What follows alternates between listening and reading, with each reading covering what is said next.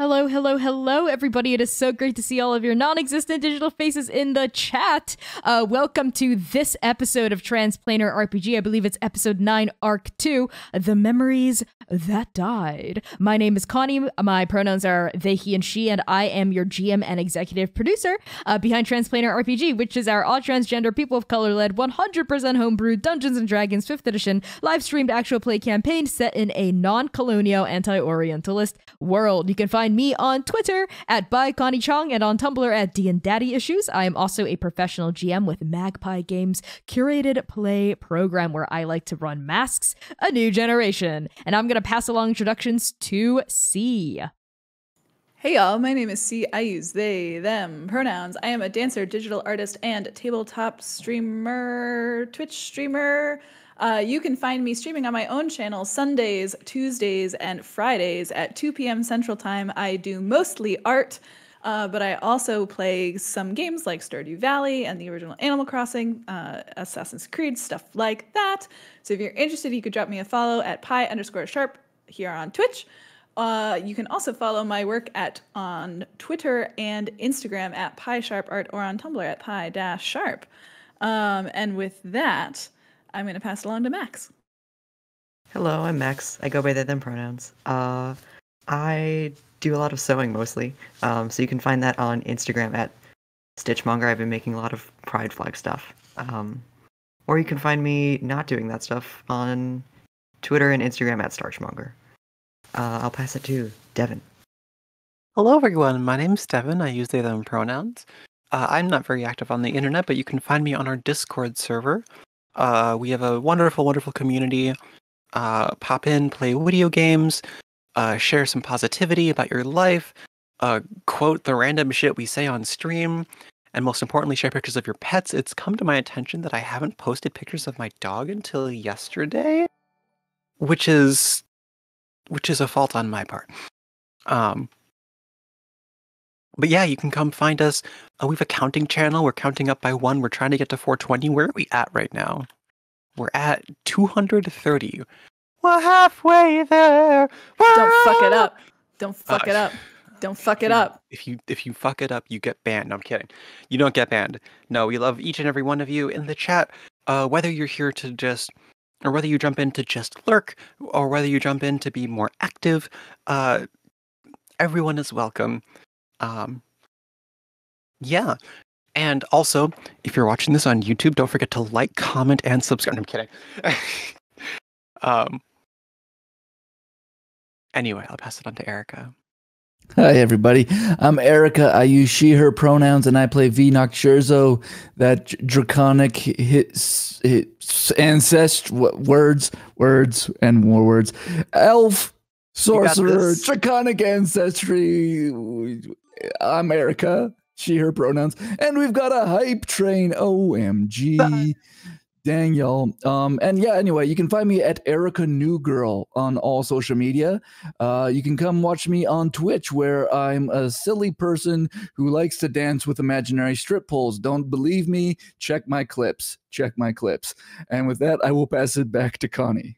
That was probably the most chaotic introduction any of you have ever done. So as a reminder, we have changed our stream schedule. So the only piece of programming we have is this, our weekly D&D session Saturdays at 3 p.m. U.S. Central Time. Because of that, we would greatly appreciate your support in helping us along this adjustment by continuing to tune in on Saturdays, telling your friends about us, tweeting about us, subbing when you can, gift subbing when you can, etc. To help supplement the loss of programming with showing love to this one. So I'm going to pass things along to C. Oh, to me? Right, I have an announcement to make. I'm sure I do. Don't forget, like literally, I know you love us, but did you know that there are a lot of other people that you should love too, including our promo partners who are other trans, queer, and BIMPOC-led streams, pods, and projects. You can check them out usually during our break, but you can also, if you want to know who they are right now and follow them because that's the kind of person you are, you can use the !promo partners command in chat at any point. And if you love us so much, and you want to use your Transplanar mug as a toothbrush holder, which like Connie and I do, you can get your very own Transplanar mug. I know, I don't like it either, but Connie has insisted that it's the toothbrush cup. Anyway, this is all to say, respect your mug. You can respect your mug by using the !merch command in chat to get to our Redbubble page where you can buy what the hell ever you want. with our logo on it. And with that, Erica, will you take it away for that thing that you do every week? Yes, here we love to acknowledge all the people who love us back through any type of support through bits, subs, resubs, so on and so forth, like this hype train we've got going on. Thank you so much for the support.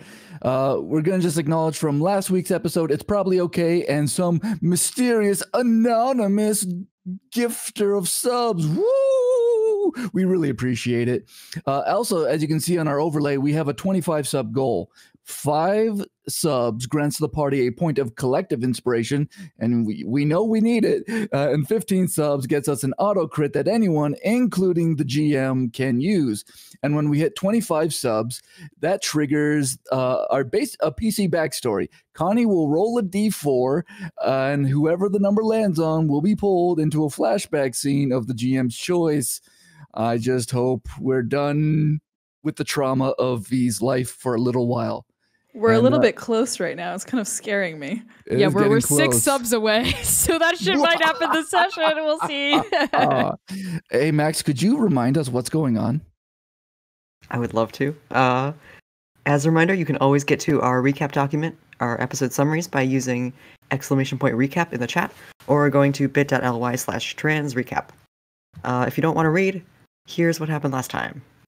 The team is on the hunt for this invisible memory-eating Hydra flare. Dr. Palpone from the URL is the one to be attacked, and the group rushes in to save her. The Hydra flare bursts through the wall Kool-Aid Man style, and rushes towards the middle house where Trout and the sailors are hanging out in denial that this monster exists. Everyone tries different tactics to stop it. Manaia and Oka try to physically restrain it. Vee throws projectile after magical projectile, and Dewey throws some ink and dives through an open window to the middle house. It still manages to crash into and destroy half the building, however, narrowly missing the folks inside, though Dewey takes the brunt of that blow. As the group makes their finishing blows to the monster, to the protests of the URL researchers, Oka rips the soul sack and a head off of the monster and takes off.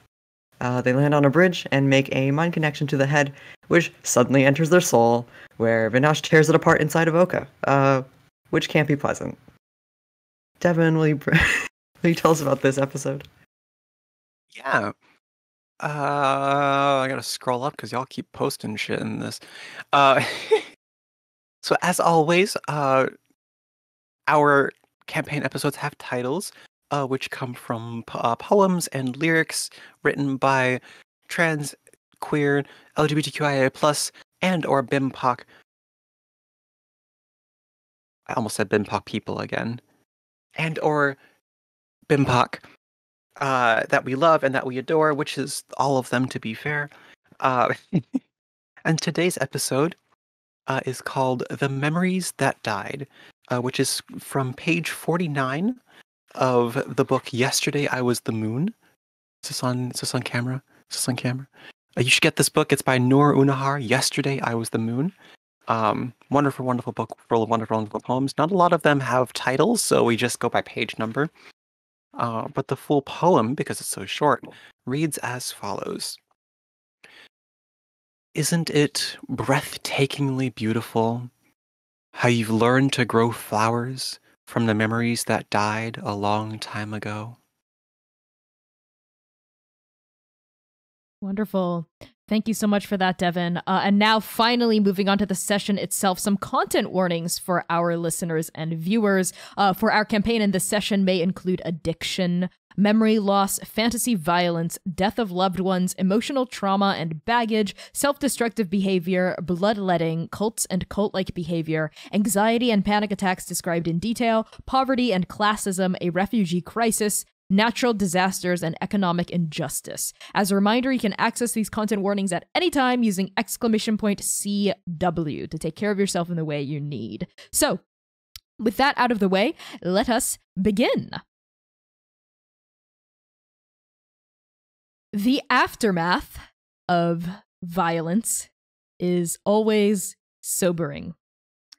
Crumbled buildings, blood-soaked dirt, little fires everywhere. The dock workers of green open water stand dumb by the river, backlit by dying light. The outsiders from the Uhanahi Research Laboratory approach them, mouths brimming with platitudes that fall on empty ears. Tiger, the dockmaster of the South Shore, steps forward, her fingers trembling over the brim of a straw hat she clutches. She stares at the shattered remains of her home, with all its empty houses that have never been lived in, and she begins to cry. She doesn't remember the friends this monster has killed, but her heart does. The heart never forgets. The soul, however, is another question entirely. Oka, you kneel on the wooden bridge that connects the South Shore with the North Shore. Your body is racked with pain. Whatever dark force was animating this Hydra flare has clawed its way into your soul, and the shred of Vinash has torn it asunder.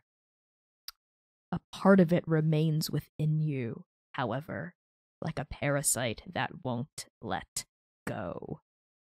The final finger of light is unfurling. Soon green open water will be plunged into darkness, and the monsters will come again. Manaia, Dewey, and Vee. The three of you catch up to Oka heaving on the bridge. The soul bag that they pilfered from this monster is strewn to the side, twitching. What do the four of you do?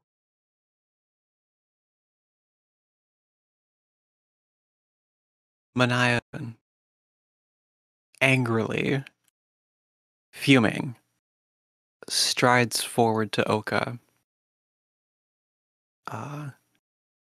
not really paying attention to the state that they're in, and seeing that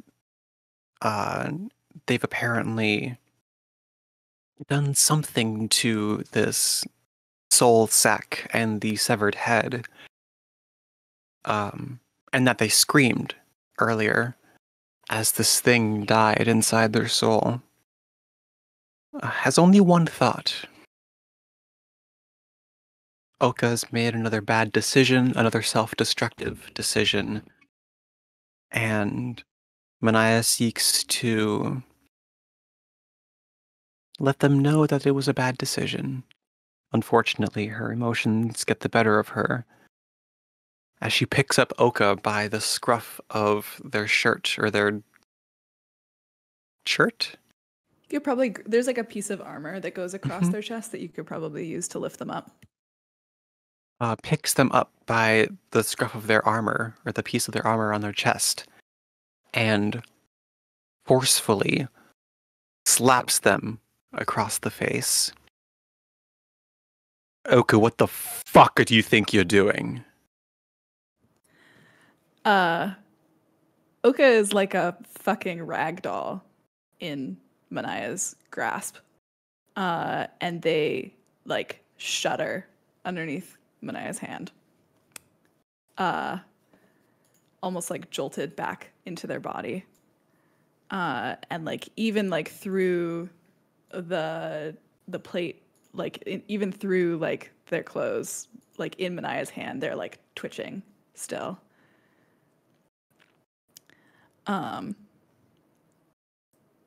They just hang there limply, like looking up at the sky.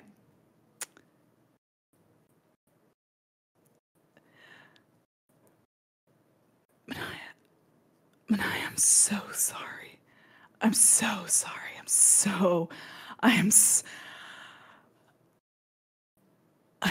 sorry.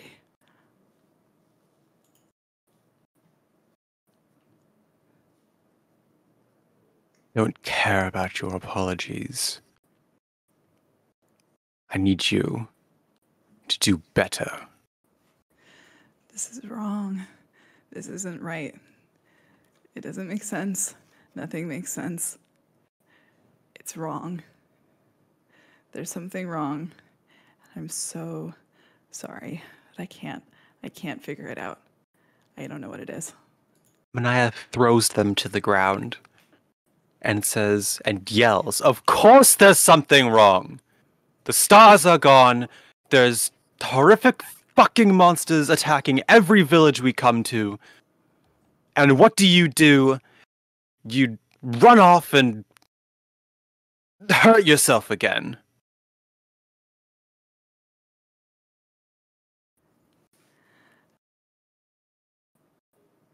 This is...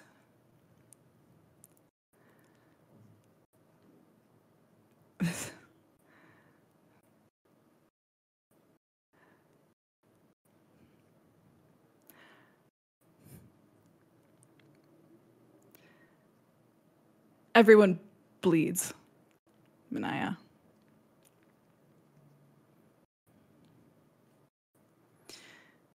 But this is wrong. This isn't right. This is more wrong. I wasn't even trying. I didn't know about this. And Oka just kind of like, grasps at their shirt where Manaia had like grabbed her, but like they're trying to get deeper. And they just are kind of like, they like drag themselves up to standing. Manaia walks uncomfortably close, looks down at them intimidating, and says, "Speak clearly, drow."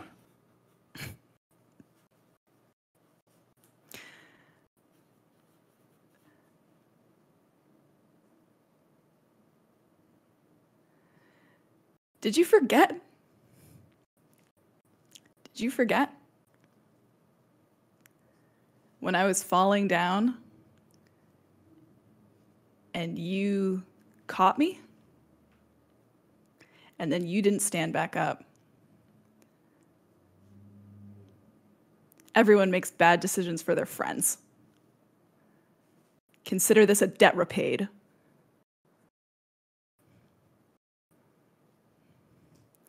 I'm sorry. Your parents are at the bottom of the Raven's eye. And that thing is dead now. It can't tell us anything else. Manaia pushes Oka aside.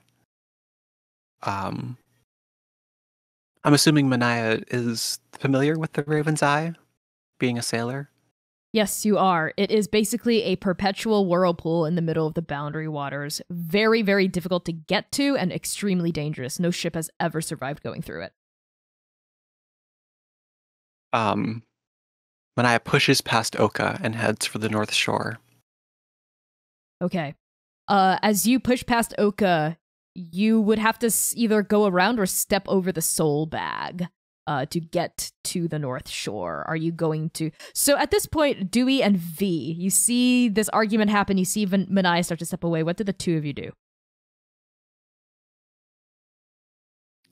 He's been watching and just sort of been apprehensive to get ready to try to step in. And when Manaia begins to walk away,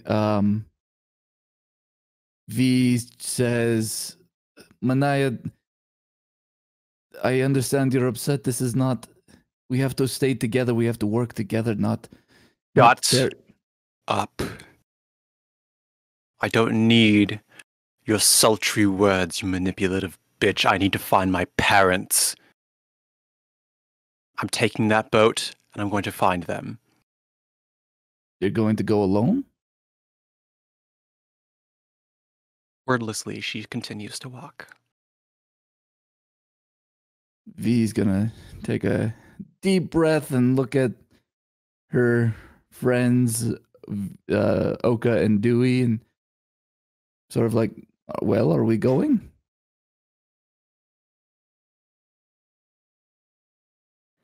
Oka looks fucking ragged as hell. And I think they just kind of it's not just like planks and then nothing, right? Like there's like some barriers on this bridge here somewhere.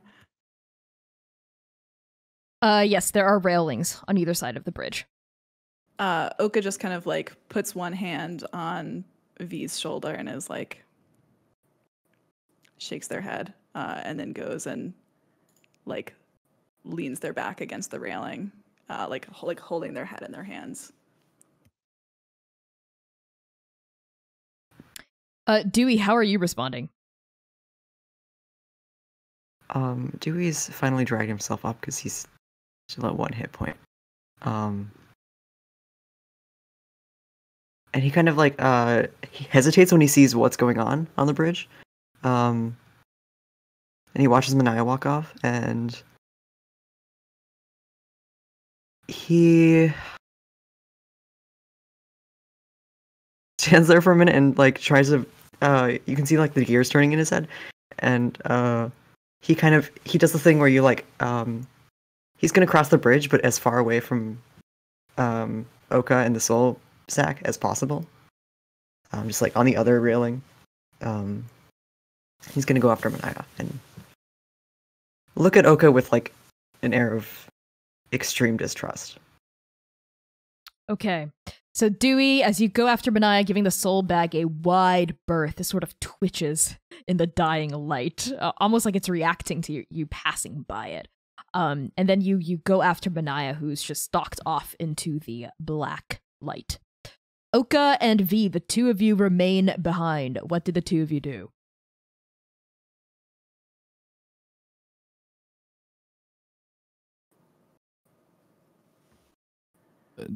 He's looking at Oka. Are you going to be okay? No. None of us are going to be okay. None of us are going to be okay. And then Oka kind of like looks up. Vee, we dream about dying every single night. I mean, a dream is a dream. Reality is what we make of it. When I was growing up, I learned that dreams are just as much of a reality as we hope. They're not. I'm gonna be fine. But that, and Oka like gestures at the bag. Vee, that is an empty monster, right? If you say so. You're the monster hunter here. And I say it is. Tell me something. How would an empty monster, which arrived in Andake on Adolin, be able to kill or trap Manaia's parents 7 years ago? How would it get a URL tag attached to it?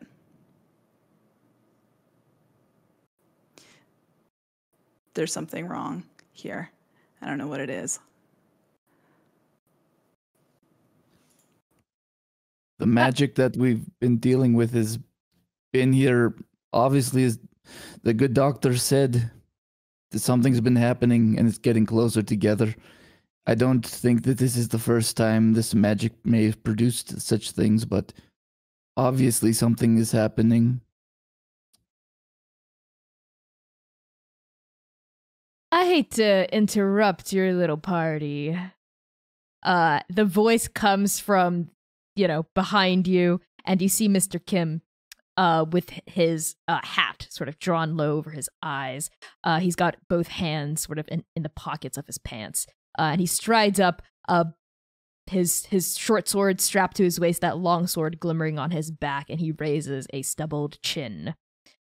I'm here on behalf of the eggheads who employ me. They have a keen interest in that sack of flesh. And he jerks his chin toward the soul bag. Now, if you don't mind, I can relieve you of that burden. You owe me 150 gold pieces. Done. And you don't get the bag. Vee, where's Rev? I don't know I don't know if we can let them out, but I don't think they could stay in that. I don't know what'll happen if we let them out. I want to ask. I know what'll happen if you let them out. They'll go nowhere, and they'll die. A fate worse than death, actually. They'll disappear. They'll dissipate into nothingness. Oh, thank you so much for your contribution. I didn't fucking ask. You're what welcome. about the undeath? Will they still die here? See, that's an interesting question. They shouldn't have been able to die here, which is why my employers are full of more questions that they would love to ask your party. Either way, though, if you do entrust that soul bag to us, they're interested in taking it back to the lab where it can be safely stowed away until all of this is sorted out.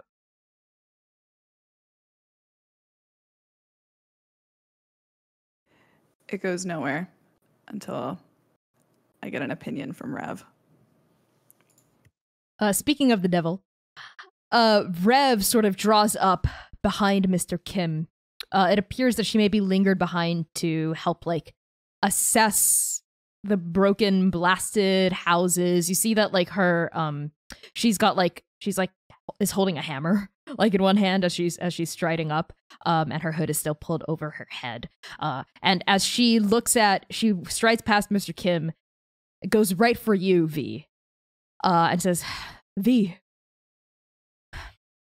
look, I wanted to catch up to you again, and I figured maybe you wanted to talk to your friends, but can we have a word? Oka, how are you? Fine. What happens to the soul bag? What happens to the souls that die here? What do you know? Can we let them out? Will they just go nowhere? Even with the profane undeath? As far as I know, the profane undeath only affects those who are, well, still alive. If you were to stab me through the heart, Oka, my soul would be trapped in my dead body. It would still have a host, a vessel to cling to, right? But these souls, I don't know where any of their bodies are. Presumably that thing ate them, right? So they wouldn't have any hosts, any anchors tying them here to the now. So I don't think the undeath would affect them. I think they would, like every other creature outside of the court, their souls would simply vanish, like they were never here to begin with. See what I tell you? Who are you? I'm just a friend, here to make a deal with the four of you, or rather the three of you, I suppose. Not sure where your fine, feathered friend and that tall woman went off to. Not that it matters. You have what I want. My employers are willing to pay a hefty price to retrieve that soul bag from you. Or perhaps we could do you a favor in return. I overheard something about going to the Raven's Eye. I assume you need a seaworthy vessel to get there. And we have one right here. Last time I checked, your ship was halfway sunk and broken, which is why you were here in the first place. We have been assured that it can be repaired by the end of the week.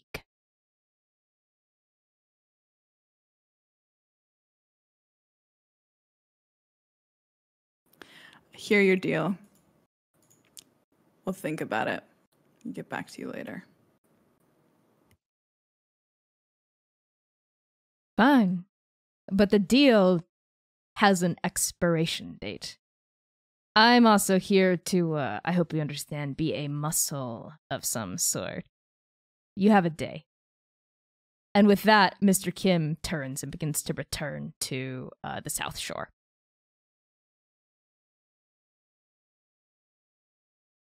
V's gonna reach down and pick up the bag and like. As soon as V goes for it, Oka stands up and is like, "Don't touch that! Don't touch that! V drops back. Don't touch that!"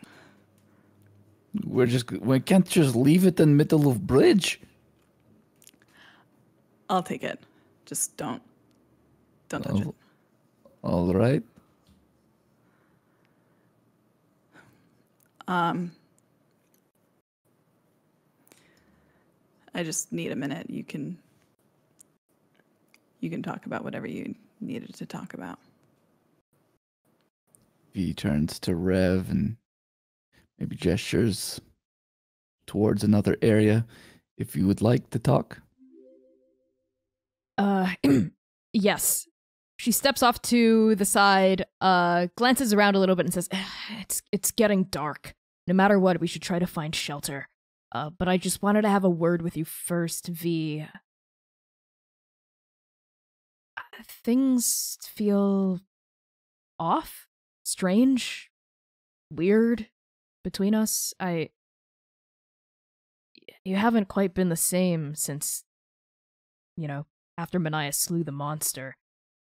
Something on your mind?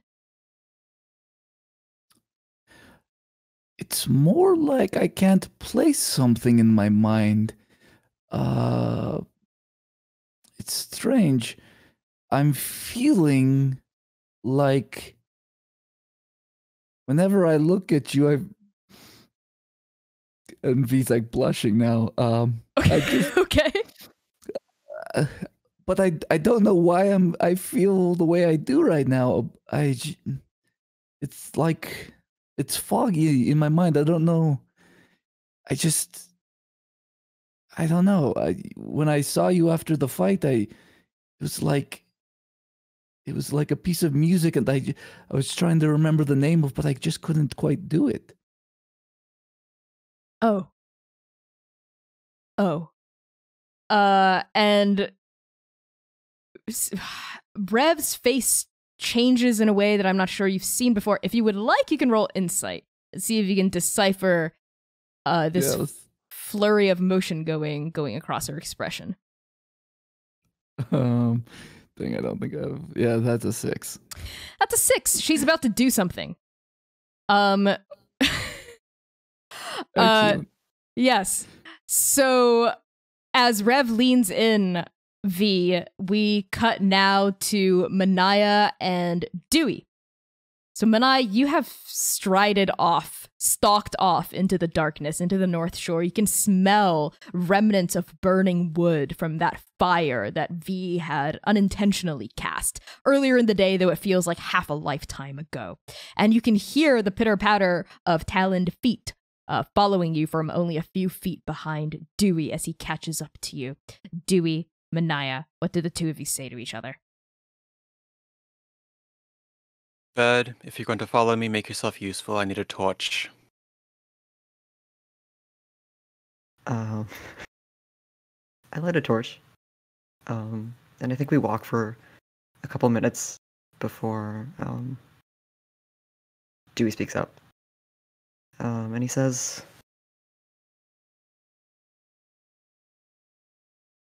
I know you're right. Like, it was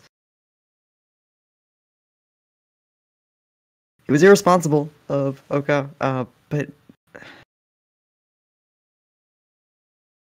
I mean, we're trying to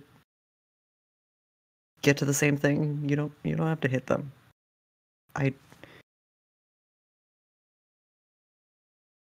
At least I know that they made that decision out of, it may have been dumb, but I know that they were trying to, at the very least, figure some of this out. I don't know if you saw the tag on the thing's ear. I don't know if their decisions from now on are gonna be quite as well-intentioned. You have to know that they did that.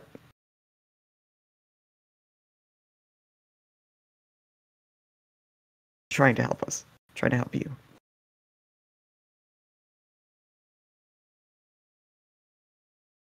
Manaia is wordless for an uncomfortable amount of time. You see her shoulders rise and fall in a deep breath before she says,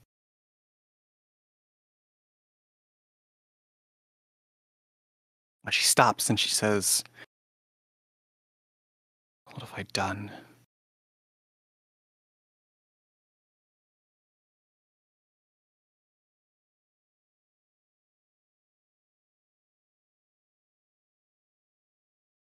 I mean, I get it.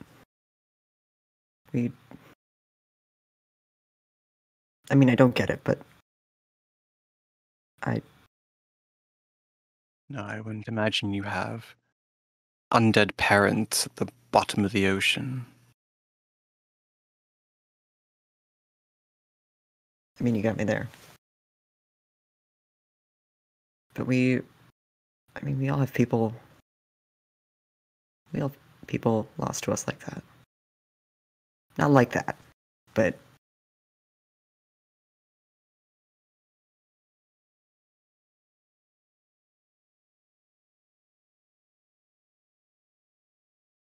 I know.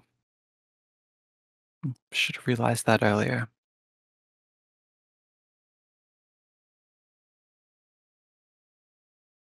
I can't go back to them. Not after that. Manaia keeps walking towards Mosscrawler. Sounds good. As you make your way over to the canoe, let's flash back to the Rev is moving in. Her face is suddenly getting very large next to yours. And it, you maybe like a feeling comes over you, like you know what's about to happen, V, in this moment. So I'm going to ask you, do you reject the kiss or do you accept it? I think V is going to tighten up and like retract a little bit, but like if Rev continues, V's gonna allow it. Right, As but you V's, feel awkward, right? Like what's the it's very unexpected. V is just like stiff as a cardboard. Like, what is going on right now? What is this? Whoa! Yeah, yeah, sure. Rev pauses like an inch away from your mouth, and you can see her golden eyes are like kind of like hooded a little bit, and you smell like just like a whiff of like blood and ash is kind of what she smells like, and like wood, like a wood fire burning, and then she pauses and just goes I'm she clears her throat and leans away quickly, says, I'm sorry, I misread. I misunderstood.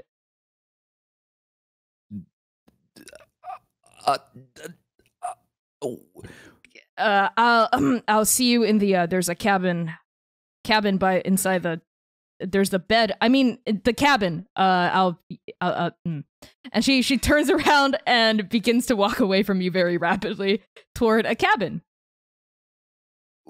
Wait, he like runs after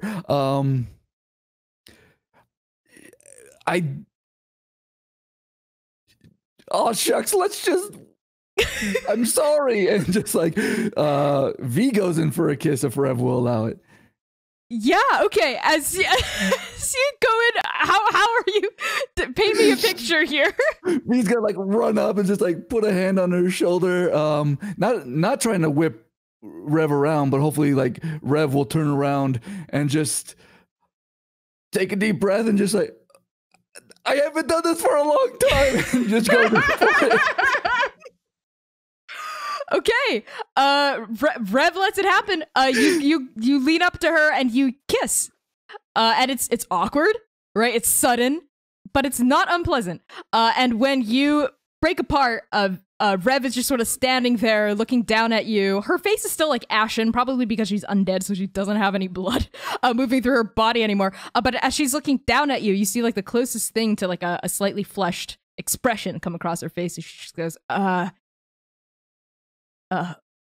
okay. I guess this is a thing now.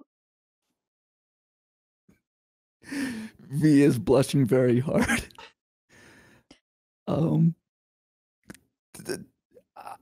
This is very unexpected.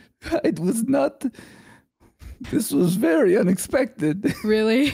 You I mean, come on, not to sound like I'm too full of myself, V, but I haven't not noticed the way you've been looking at me, since we made the deal. Deal? The deal?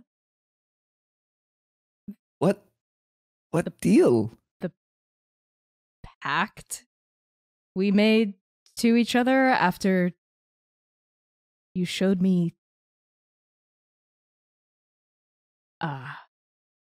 and you see her expression like close up a little bit. Oh. She takes a step away from you and says, "B, I'm not just something you can have when it's convenient or when you want to. Could I go inside your mind and just see what you... I'm just not remembering anything. At that, her expression changes again. She looks confused. Oh. Of course, the monster. Well, this is awkward. How do I put this? So a couple days ago, I kissed you. And we'll cut we'll cut to Oka at this point. Oka, by yourself on the bridge with the bag. What do you do?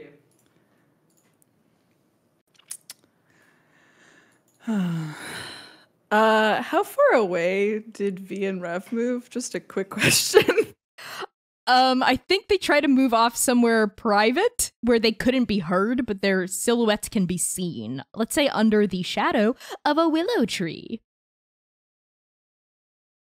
Yeah, I think Oka's like looks and then looks down, like they have accidentally just seen something private, maybe. Like shake that off. And they are going to get out the scrying bowl and fill it. Okay, you fill it with blood for Dr. Eluso. Yeah, just straight up like on the bridge. They haven't moved. They're just filling it right up, right there. Okay, sounds good to me. As you fill it up with blood, you cut into your palm, and like the blood dribbles into the bowl and fills it up all the way, but you hardly even feel like the pain as you cut into your hand. The bowl swirls and swirls and swirls, and then the surface of your blood ripples, almost like it's turning into a mirror. And you see, as you have seen for the past couple of nights, Dr. Eluso's study. And you see Dr. Eluso there in front of the mirror. They are sitting at what appears to be like a desk or something. They're writing like they always are, like doing research or something. And as soon as like their face like solidifies on the surface of the blood, they glance up and they see you looking down. Oh no, I'm doing the thing where it's been pulled up. No more of that down shit. Okay, you're FaceTiming them, like holding the bowl up, parallel to your face. Okay, sounds good. Using your magic to keep the blood intact. They look directly at you and they say, "Oka, this is a little early. Is everything okay?"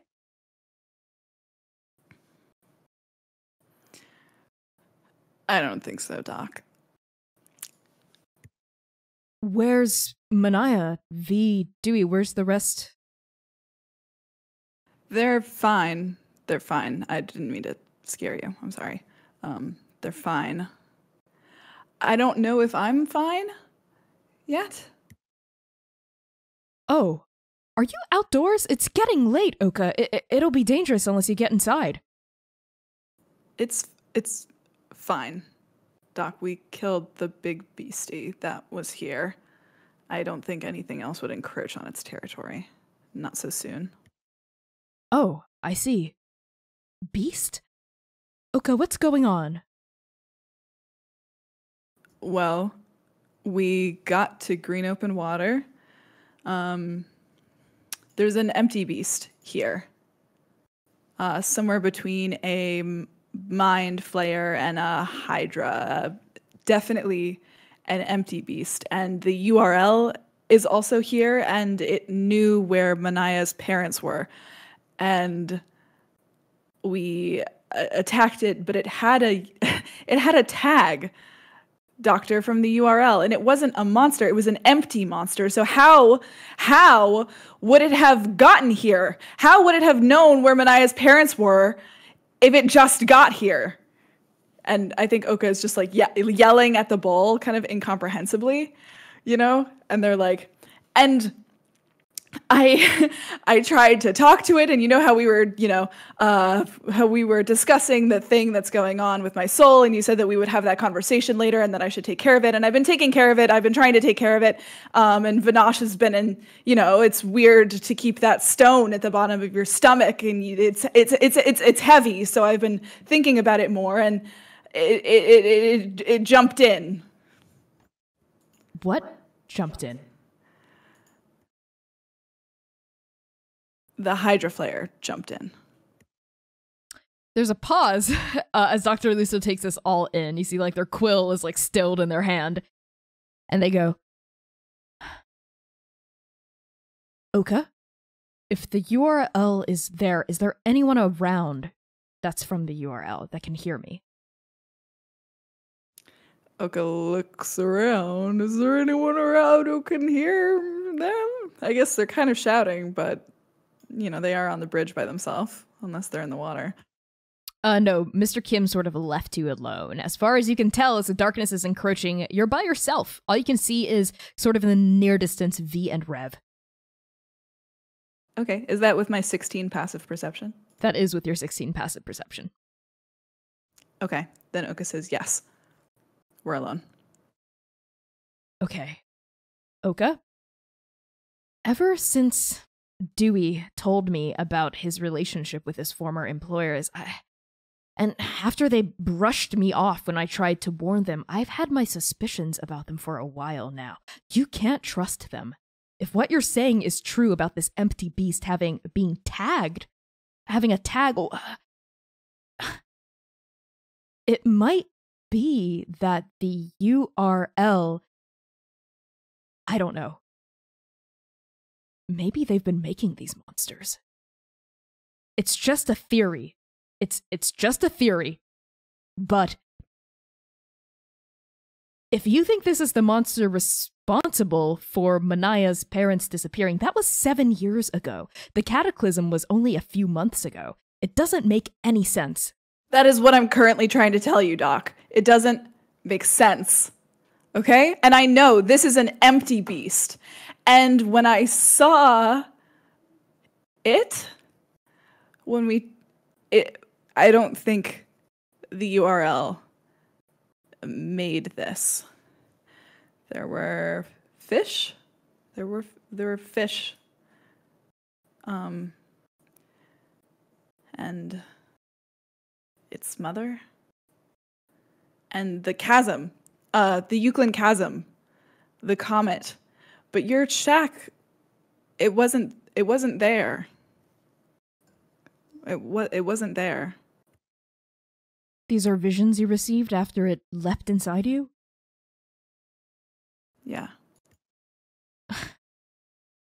Okay, I don't know if I would be able to trust whatever visions this thing was sending you. It's possible maybe some sort of time travel or condensation is happening here.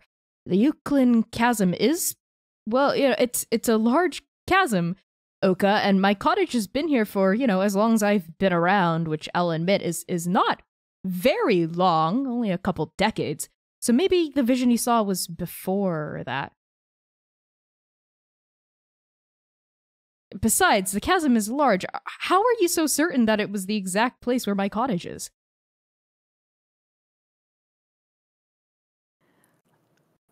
I've taken my fair share of dream interpretation classes. How too longin' of you. Anyway, Oka, I am sorry that a piece of this evil is lodged inside your soul, but it's also, we can look at the bright side. You have in you a piece of the monsters that we are trying to understand here. If you make it back here after finding Manaia's parents, I'll probably be able to help you. I'll be able to dislodge it, and in the process, we can learn a lot about it. Whatever you do, don't let the URL get their way. I don't know what their goal is here, but I know they can't be trusted. If you must make a devil's bargain, put a contingency plan in action. Okay.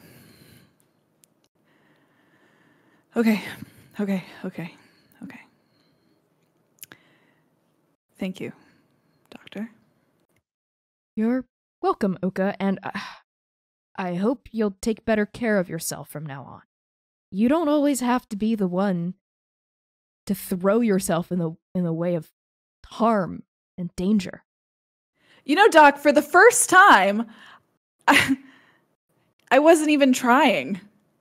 I was just trying to talk to it. That was our plan. I was following the plan. Nobody else followed the plan. I was trying to talk to it to find out where Manaia's parents were. I'm trying, Doctor. I really am. I'm trying. But I'm a knife, okay? That's what I do. I cut. Oka, you're not a knife, Oka. You're a person. You don't just cut, you feel.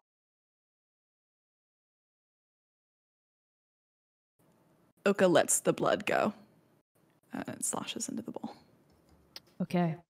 As the blood sloshes into the bowl, we go back now to something else sloshing, which is the river against the hull of Mosscrawler as Manaia finds it. So Manaia and Dewey, what did the two of you do? You're not planning on taking this on the open ocean, are you? Manaia continues to untie the boat.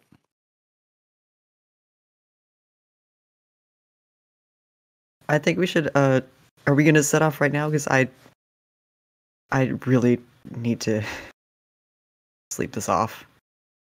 And you probably too? Right, you need rest. Go.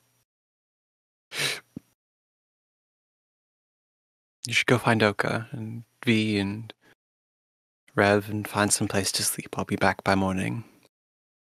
Manaia climbs into Mosscrawler. Wait, what's your plan? Where are you going?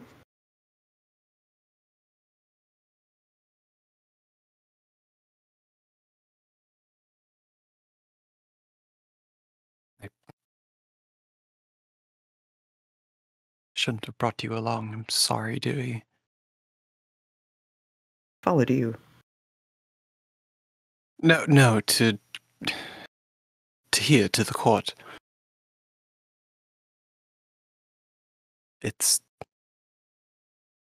They're my parents. You've done enough. Get some rest.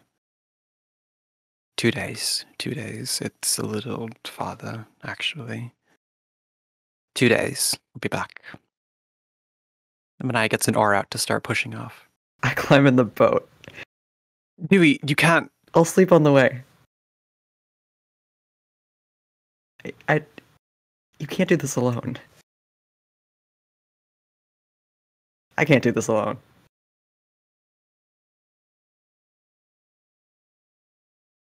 I've slept in boats before. One thing we have in common. You'll wake me up if anything hinky is going on. I won't be that much help defending us, but I'll be alright. If we're on the open water, then beasts, as far as we know, stick to land, and I'll stick close to the shore.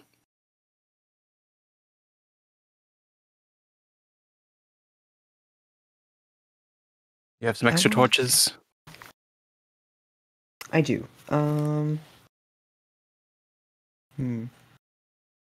I want to leave a torch on the shore, so we don't just take off, and the others don't know where we are. Okay, sounds good. So are you sticking it in the mud and lighting it as Manaia pushes off? Yeah, I'm gonna like stab it through like a little piece of paper and write like, I don't know what I'm gonna write. It just says "Be back soon?" ? But it's Dewey's handwriting, which is almost illegible. Sounds good. You stick "Be back soon" on the torch into the mud, light it, and then the two of you are off. Presumably? I'm assuming we're on the inland side of the bridge, so we have to pass under it, but we're a small enough boat. Yes, you're a small enough boat. The bridge wouldn't have to go up, and it isn't. It's currently down. Okay, so Manaia and Dewey, as the two of you take Mosscrawler and you travel down, it's a canoe and it's on water, so it's pretty quiet. So Oka, I don't think you'd be able to notice it with your passive perception of 16 of a boat coming through the water. There is a torch on it. Okay, you're lighting the way. So Oka, you see a boat come down the water, down the Black Tongue, and you recognize the shape as Mosscrawler. You see two dark figures inside. What do you do? I think Oka, we'll see it like kind of as it's passed under, since they're looking out at the ocean. They're like sitting there looking out. But as it goes past, they stand. They go to like the edge of the railing. They get up on it, but they watch the boat go, and they just kind of look at Dewey and Manaia as they go. And as the boat passes, we go back to Vee and Rev now, who are by the bank, right? But Vee, maybe you're distracted by the conversation you're having with Rev, but you're under the shadow of this willow tree, and you can sort of see like a little light go down the river as you look up at Rev. And Rev has a look of like, she looks like hurt on her face a little bit by you're forgetting, right? It's a mix of emotions on her expression. There's hurt, there's confusion, there's just a lot of like you've stirred up a lot of stuff with her. And as she looks at you, Vee, she goes, "Yeah, you don't remember anything?" I remember walking to your door. I remember leaving your room. It's as if that's all that happened. I don't recall anything happened in the middle. It just feels like I walked up and left. Oh. But I feel in my heart like something has changed, and I'm not thinking about revenge or Sievert. I'm finding myself thinking about you.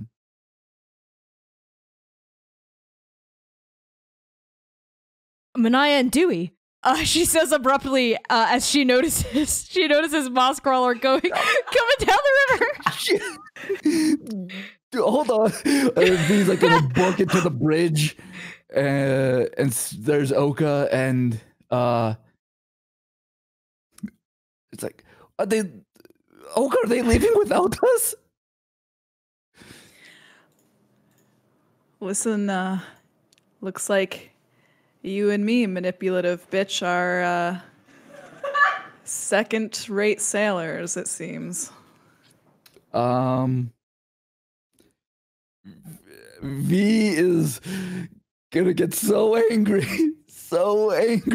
She's gonna grab Oka by the hand, just fuming, and use 5 sorcery points to get a 4th spell slot, and use Dimension Door to teleport out of that goddamn canoe. You're leaving Rev on the bridge? I'm sorry. Okay. That is a way to leave your maybe girlfriend.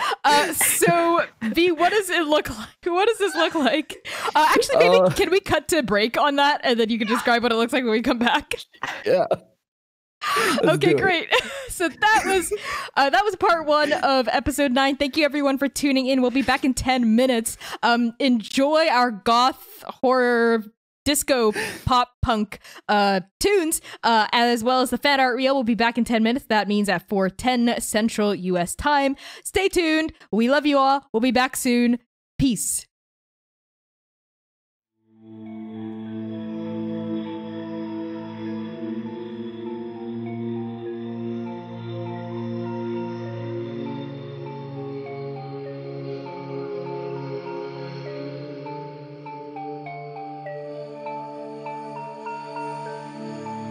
From a witch who was born of many gender. I learned to see a light. I learned to watch it glitter. I learned a secret from the light. I learned to watch it dancing. I learned to swallow light, to illuminate my darkness. I learned to feel love when I look upon my dark things. I learned this from a witch who was born of many gender. I learned to see a light. I learned to watch it glitter. I learned a secret from the light. I learned to watch it dancing. I learned to swallow light, to illuminate my darkness. I learned to feel love when I look upon my dark things. I learned this from a witch who was born of many gender. I learned to see a light. I learned to watch it glitter. I learned a secret from the light. I learned to watch it dancing.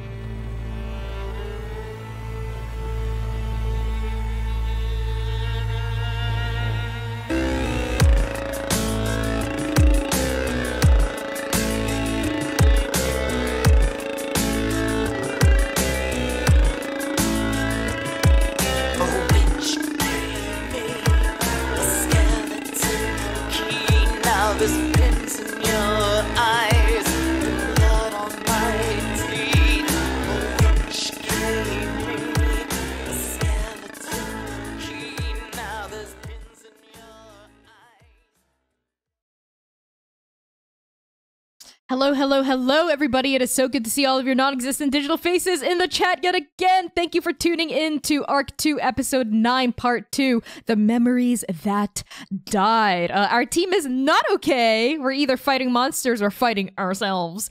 So just as a reminder about content warnings for this episode and our campaign in general, addiction, memory loss, fantasy violence, death of loved ones, emotional trauma and baggage, self-destructive behavior, bloodletting, cults and cult-like behavior, anxiety and panic attacks described in detail, poverty and classism, a refugee crisis, natural disasters, and economic injustice. At any time, you can access these content warnings again by using !CW. So please take care of yourselves as listeners and audience members in the ways that you need to take care of yourselves. So without further ado, let us hop right back in to Vee. What does Dimension Door look like? Well, V's getting real angry that Manaia would dare to abandon Oka and V there, and V instinctively grabs Oka's hand and is channeling everyone who's ever left her in her life, from Sievert to her mom to her dad, everything.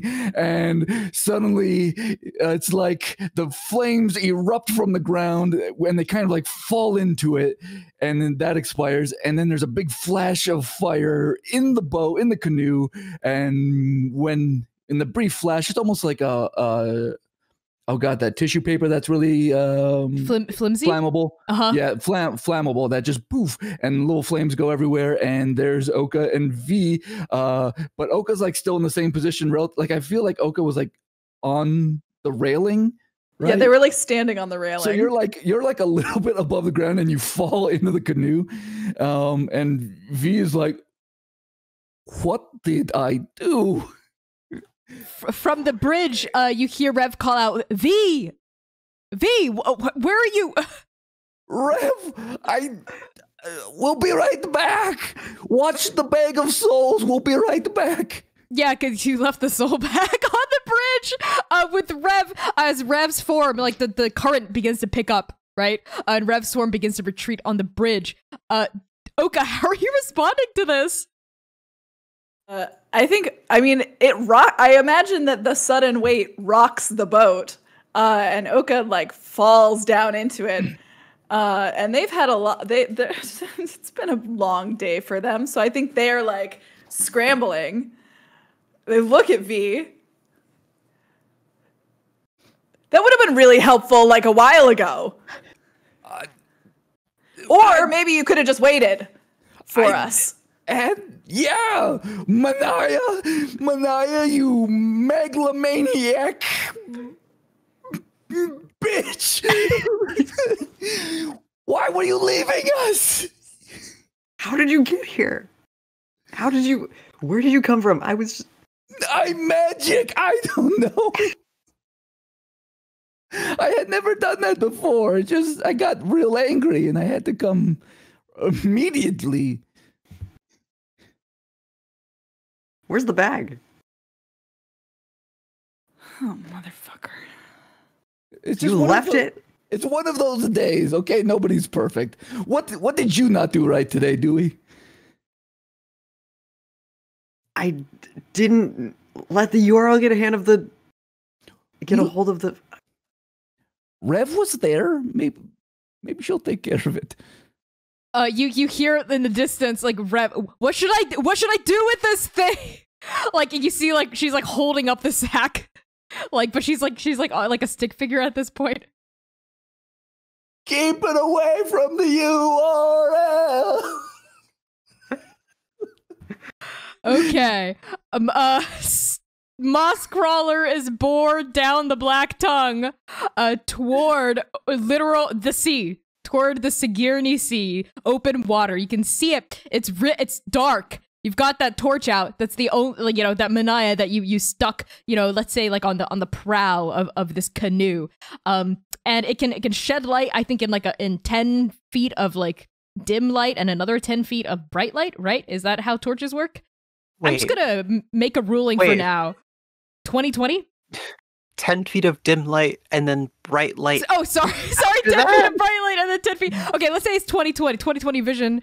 Oh my god, it's 2021. I don't want it to be 2021. Anyway, so yeah, you can see 40 feet in front of you the black eddies of the river, like rushing up against the prow. You can smell, this fresh water, and you can smell a breeze is borne toward your nose. And Manaia, at the front of the canoe, as you smell her, the ocean. So before Mosscrawler hits open waters, is there anything the four of you would like to do or say to each other?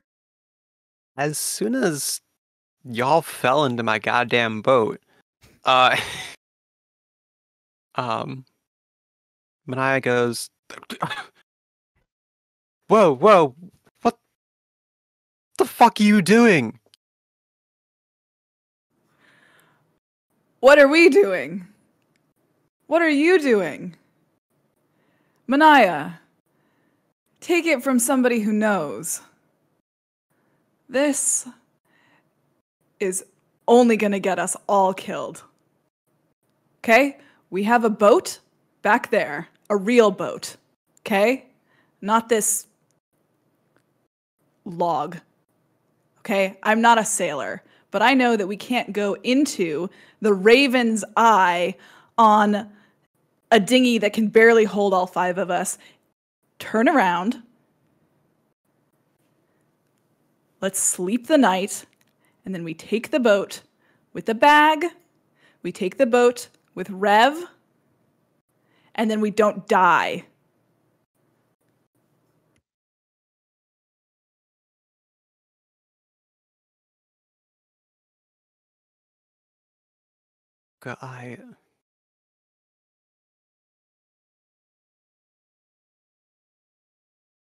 I'm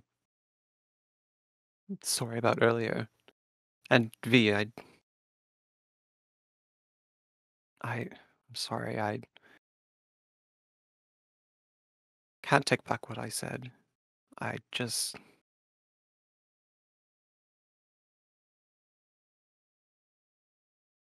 care about all of you more than you know. And to see you hurt on my behalf was too much. I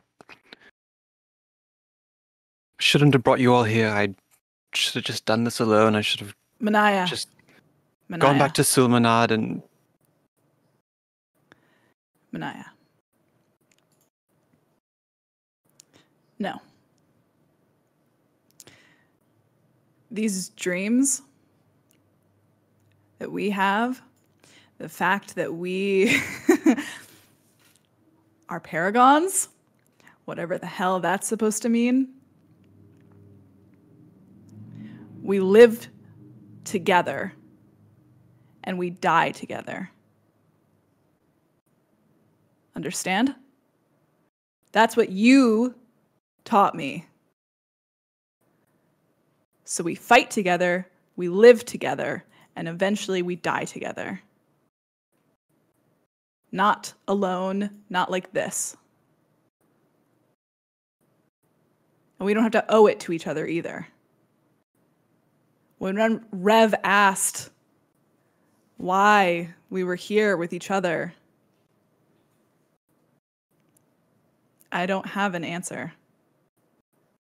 But I don't think I could be anywhere else. So we're going to find your parents. And we're going to do it together.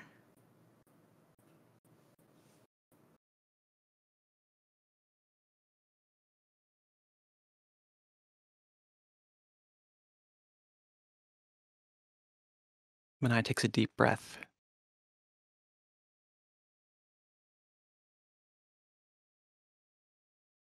Brings out the paddle again. She's set it down at this point. And starts turning the boat around. You said you had a ship. Well, the good doctor told me that I should make a contingency plan. Vee, Yes. have you ever stolen a boat before? And I think on that we transition to to the plan being carried out. So I would love to take this moment to maybe talk a little bit out of character about the plan that the four of you have to get to the Raven's Eye. So Oka, so you're trying to steal Mahu's favor? You're trying to steal the boat that the URL researchers came in on? I'm glad we're not taking Mosscrawler. Yeah, because a canoe in the fucking it's like being in a canoe in the Pacific Ocean. It's like asking to die. Yeah, no, it. It's like taking a canoe into the Bermuda Triangle. Yeah, not even the Bermuda Triangle. Fucking Yeah. like Scylla and Charybdis is what's going on here. So what's the plan? If you're trying to like commandeer this ship, it does have a huge hole in the hull, right? And Mr. Kim had said that they were going to repair it by the end of the week. So those are two pieces of information. Here's my well, they're going to repair it by the end of the week. Maybe they can repair it faster if we promise to let them the bag. I really just want to give them the bag, have them repair the ship once, and then my thoughts is that maybe we can because the crew seems to be at odds with the researchers. So maybe we can convince the crew to sail with us, or maybe we don't need the crew. I don't really know. It's just, those are my thoughts about giving them the bag so that they fix the ship, and then stealing the bag and stealing the ship. The sailors are pretty dysfunctional. Manaia wouldn't want them on a ship. I mean, you're the only one with sailing experience, and that ship is pretty big. You're gonna need at least I don't know if you could teach. I don't know if you could teach Oka, Dewey, and Vee. I'd make you do several rolls to see how well the three of them can help sail the ship, but there will be consequences without having a competent crew with you. Mm-hmm. Another thing we could do is try to convince. This is a less fun option, less stealing involved, but we can again give the URL the bag on the condition that they take us on the ship to Green Open Water. And then once we're there, we throw them in. Dewey's not going to last on a boat with a bunch of URL researchers for I mean, what are they going to do, Max? Give him a second exploding watch? So here's my thoughts. Is Vee's got a pretty high persuasive stat. Maybe we do try to, both either convince the sailors and or bribe the sailors to join us. I mean, we have to wait a few days anyway. Vee needs a good long rest anyway. I don't know about y'all, but we all do. Could use a long rest. But I feel like the play is to get the sailors on our side, get the URL to think we're going to mean good, have Vee run distraction, maybe V's got the bag, and then while y'all sneak onto the boat and get that ready to just get out of there, and I just got this dimension door spell, maybe I could teleport on the ship as it's running away. That is the Vee proposal. That's not a bad idea. After the ship's repaired? Yeah, we'll have to definitely wait for that. So if we can try to be if you can get this done as fast as possible in a few days rather than, a week, maybe we even help. Manaia's good with boats and repairing. Manaia lends some strength and we can do that. And then we'll say, when the boat is ready to go, we'll do an exchange of the bag of souls and lead some type of stuff there. Yeah, and I feel like maybe the sailors would be less dysfunctional without their captain. So if we convince them that Manaia, or hire them or something, that Manaia should be their new captain, they might be less dysfunctional. You know what I mean? I like that idea a lot. It is also a good idea for any ship once it's repaired, to take a skeleton crew out for a test run to make sure that everything's holding up. And that test run could take a few days. Right. That seems kind of suspicious, though. If the 4 of you are going to be on the test run, or if you're going to try to sneak on it. It could just be Oka and I, or Dewey and I, rather, because Dewey has more engineering experience, and then Oka and Vee have a rehash of the first half of this episode. Right. Yeah. Or we could stay on shore as what's it called? Collateral, all 4 of us. And then Vee and Manaia could use Dimension Door to get on the boat, and Dewey and Oka could just fly onto it. And then we dispatch of whoever, just throw the captain overboard, in the Black Tongue, or commandeer the ship and then go that way. You know what I mean? One thing about Manaia is a little too big for Dimension Door. It has to be someone about my size or smaller. So that's going to be a bit of a trouble. So maybe Manaia goes and the 3 of us stay I don't know. It could be any which way. I mean, I think if V had the bag and was prepared to give it to them around the same time as well, I think we could... Yeah, V's plan might be cleaner. Okay. So just to make sure we're all on the same page, the plan is to be like, okay, great. We'll give you the bag if you help drop us off at the Raven's Eye, but we're not going to give you the bag until the ship's repaired. So you're going to wait for the ship to be repaired. Maybe Manaia will help out repairing the ship and the rest of you as well. And once the ship's repaired, there's going to be a moment where Oka, you're going to try to convince the sailors to mutiny, basically, and sail away with the 4 of you. Oka, Dewey, and Manaia, the 3 of you are going to sneak on to Mahu's favor during the exchange, and then V's gonna go up there. The boat's gonna start sailing away with the 3 of you on it, having snuck on, and then V, you're gonna have the bag and be like, just kidding, and then Dimension Door with the bag onto the ship as it's sailing away. Is that the plan? That seems what's in my head, yes. And it might even be easier if Manaia and Dewey are helping with repairs, so we'll already be on the ship when the repairs are done. And maybe we were some of the last people to get off the ship, after the repairs. Sure. So Manaia... And I mean, that's the exchange. We get the boat, so it would be fine if we're there on it, right? That's not necessarily suspicious if the bag is if the bag isn't on the ship, then it's fine. No big deal. Okay. So it'd be Oka, Manaia, and Dewey would be on the ship, quote unquote, repairing it, hammering in the last nail. Okay, that sounds good. So I see several potential obstacles. 1 is getting the sailors on your side, and 2 is actually pulling it off the day of, because otherwise I don't see any other obstacles. So let's start there. If we're all okay with that, let's hop back into the fiction. And after you say that to V, Mosscrawler pulls back onto the shore of the south, back onto the south shore. Mosscrawler pulls back onto the south shore. And waiting for you there is Rev, who is holding that soul bag behind her back as Mr. Kim is standing there with his arms crossed over his chest in front of the rest of the researchers from the URL. And they see your boat pull up and dock, and they wave, Rev waves for the 3 of you to get off. The 4 of you to get off the canoe.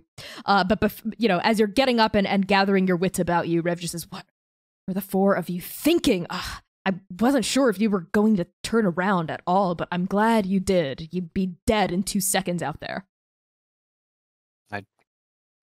I know. Sorry, momentary lapse in judgment. We're back, and we have a proposal for the URL. Is that so? It's Dr. Ting, the head researcher, who steps forward when you say this. We need to get to the Raven's Eye. And we have we need to get to the Raven's Eye, and we don't have a way to get there. Mosscrawler, the canoe won't get us there. You have a ship that will. You say you'll get it fixed in a week. If you can get it done sooner, and then you get the soul bag in return for a ride. He considers this and smiles and says, well, consider it done. Well, this is the right decision, the four of you. I'm glad you came to your senses. We'll be able to take care of the souls that are trapped in there. We don't know what's going to happen if they're let out while this quote-unquote, this anomaly is happening in the court. Okay, if we bring it back to the URL, we can assure you that these souls will be taken care of. They'll be looked after. So thank you for coming to your senses. Before we go further, let's get some rest. And the soul bag will be in our care until the boat is completed. Of course. I understand. And with that, unless the four of you have other business you want to talk to the researchers about, or any other NPCs, and then we can take a long rest. We should probably let Rev know the plan, but... Yeah, so she's not like, that's the plan? Okay. Rev actually steps in, she's, yeah, that's a good point, Manaia. She steps in at this and says, hold on, are the four of you sure? I don't know if we can trust these guys. I lean into Rev and I'm like, I look at Rev and I say pointedly, I think the URL knows what they're doing. With as close as you wink without winking, up at her. She pauses, says, "Oh, I'm okay with this plan as well. Makes a lot of sense. I'm all for it." Dr. Ting cocks his head, and a look of suspicion crosses his face. Of course. Sorry, we made this plan on the way. We should have told you earlier. Oh, yeah, no, it's okay. Whatever the four of you decide, I mean, majority rules, right? I'm not here to throw a wrench in your plans. Well, I'm glad we're all on the same page then. The five of you get some rest. Our crew will get some rest as well. We'll start repairs on the ship. It'll be done in a few days. Okay. Anything else before we take a long rest? Yeah. Sounds good. So the five of you have your own little cabin by the South Shore. Ironically enough, it's sort of in the middle of all the fucked up houses from the monster fight. So you get your view in your bedrolls out the window is of the blasted wall of one house and the sailor's house, the bait house with half of it completely destroyed by the Hydra flare. But the four of you take that long rest, so you can accrue all the benefits of one as the night turns into day. But I'm not gonna let this not happen. The five of you, Rev included in this, have the same nightmare. Eyes, wings, blood, battle, death. Except Oka. I knew it was coming and I don't want to know! Oka, your nightmare is a little different. Starts the same, but then strange things happen. As you're looking up at this creature, right? This stranger, this thing that doesn't belong here, that's trying to destroy everything you stand for. Your perspective shifts. It's like if you're tuning the dial on a radio and voices converge, and then suddenly you're on the other side of the channel. Literally, in your case, you're no longer looking up at this thing with wings and eyes and teeth and death. You're looking down, Oka. You're looking down at a battlefield. And there are dozens, hundreds, thousands of people on this battlefield fighting. You see tiny swords clashing against each other, except from your perspective, so high up in the air, they look like little toy people, right? And their swords look like needles. Harmless little toy needles pricking at each other. And you are filled with an overwhelming sense of nothing at all. These people, their woes, their deaths, and their loves, they mean nothing to you. No, less than that. You simply don't understand it. And you raise one of your many arms, and you destroy them. And the four of you wake up at 8 o'clock in the morning.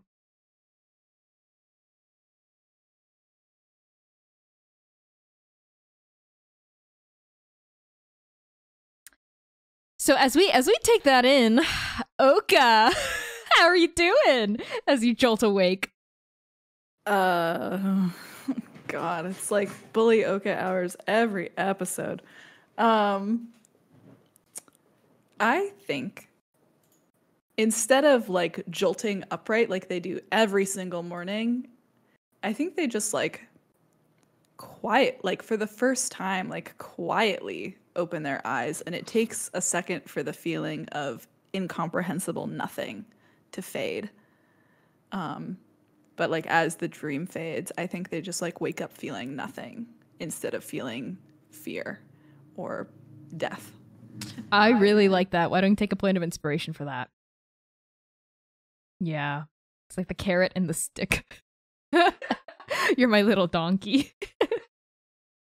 Anyway, Manaia, Dewey, and Vee, the three of you also have this nasty awakening. So does Rev. Rev sort of, jolts upright. She laid her bedroll out next to you, Vee.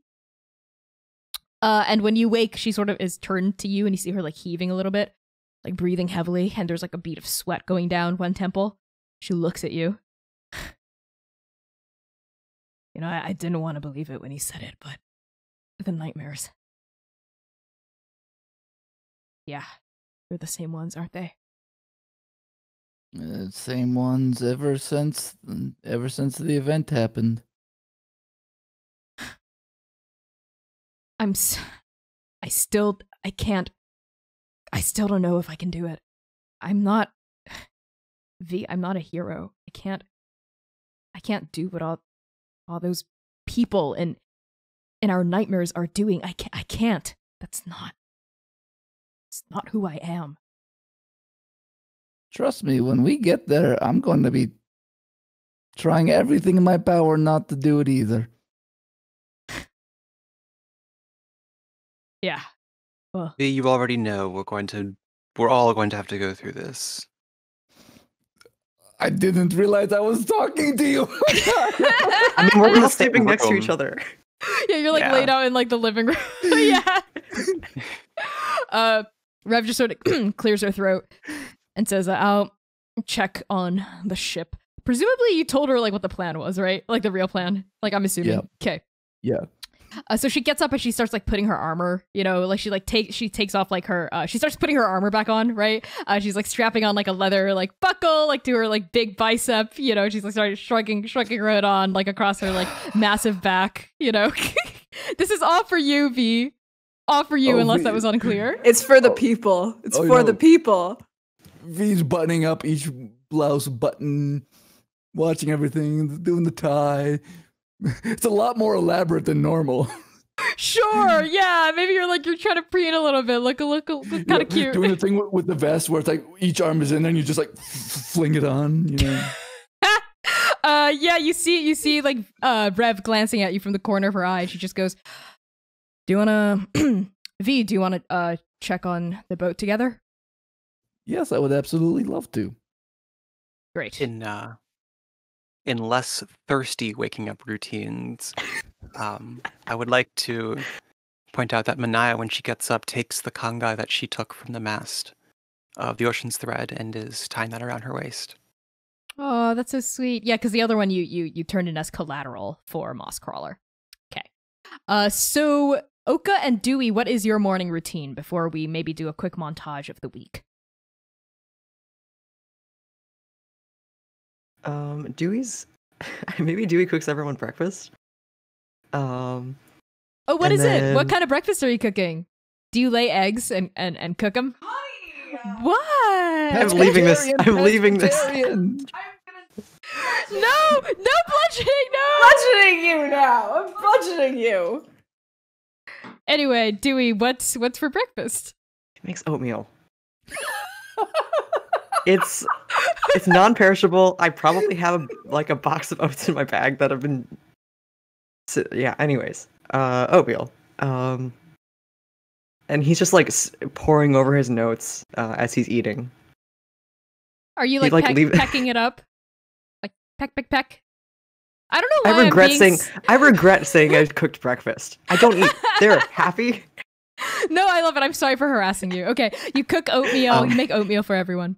Yes, Manaia. Manaia sits next to Dewey and sort of looks over his shoulder and says, what you looking at there?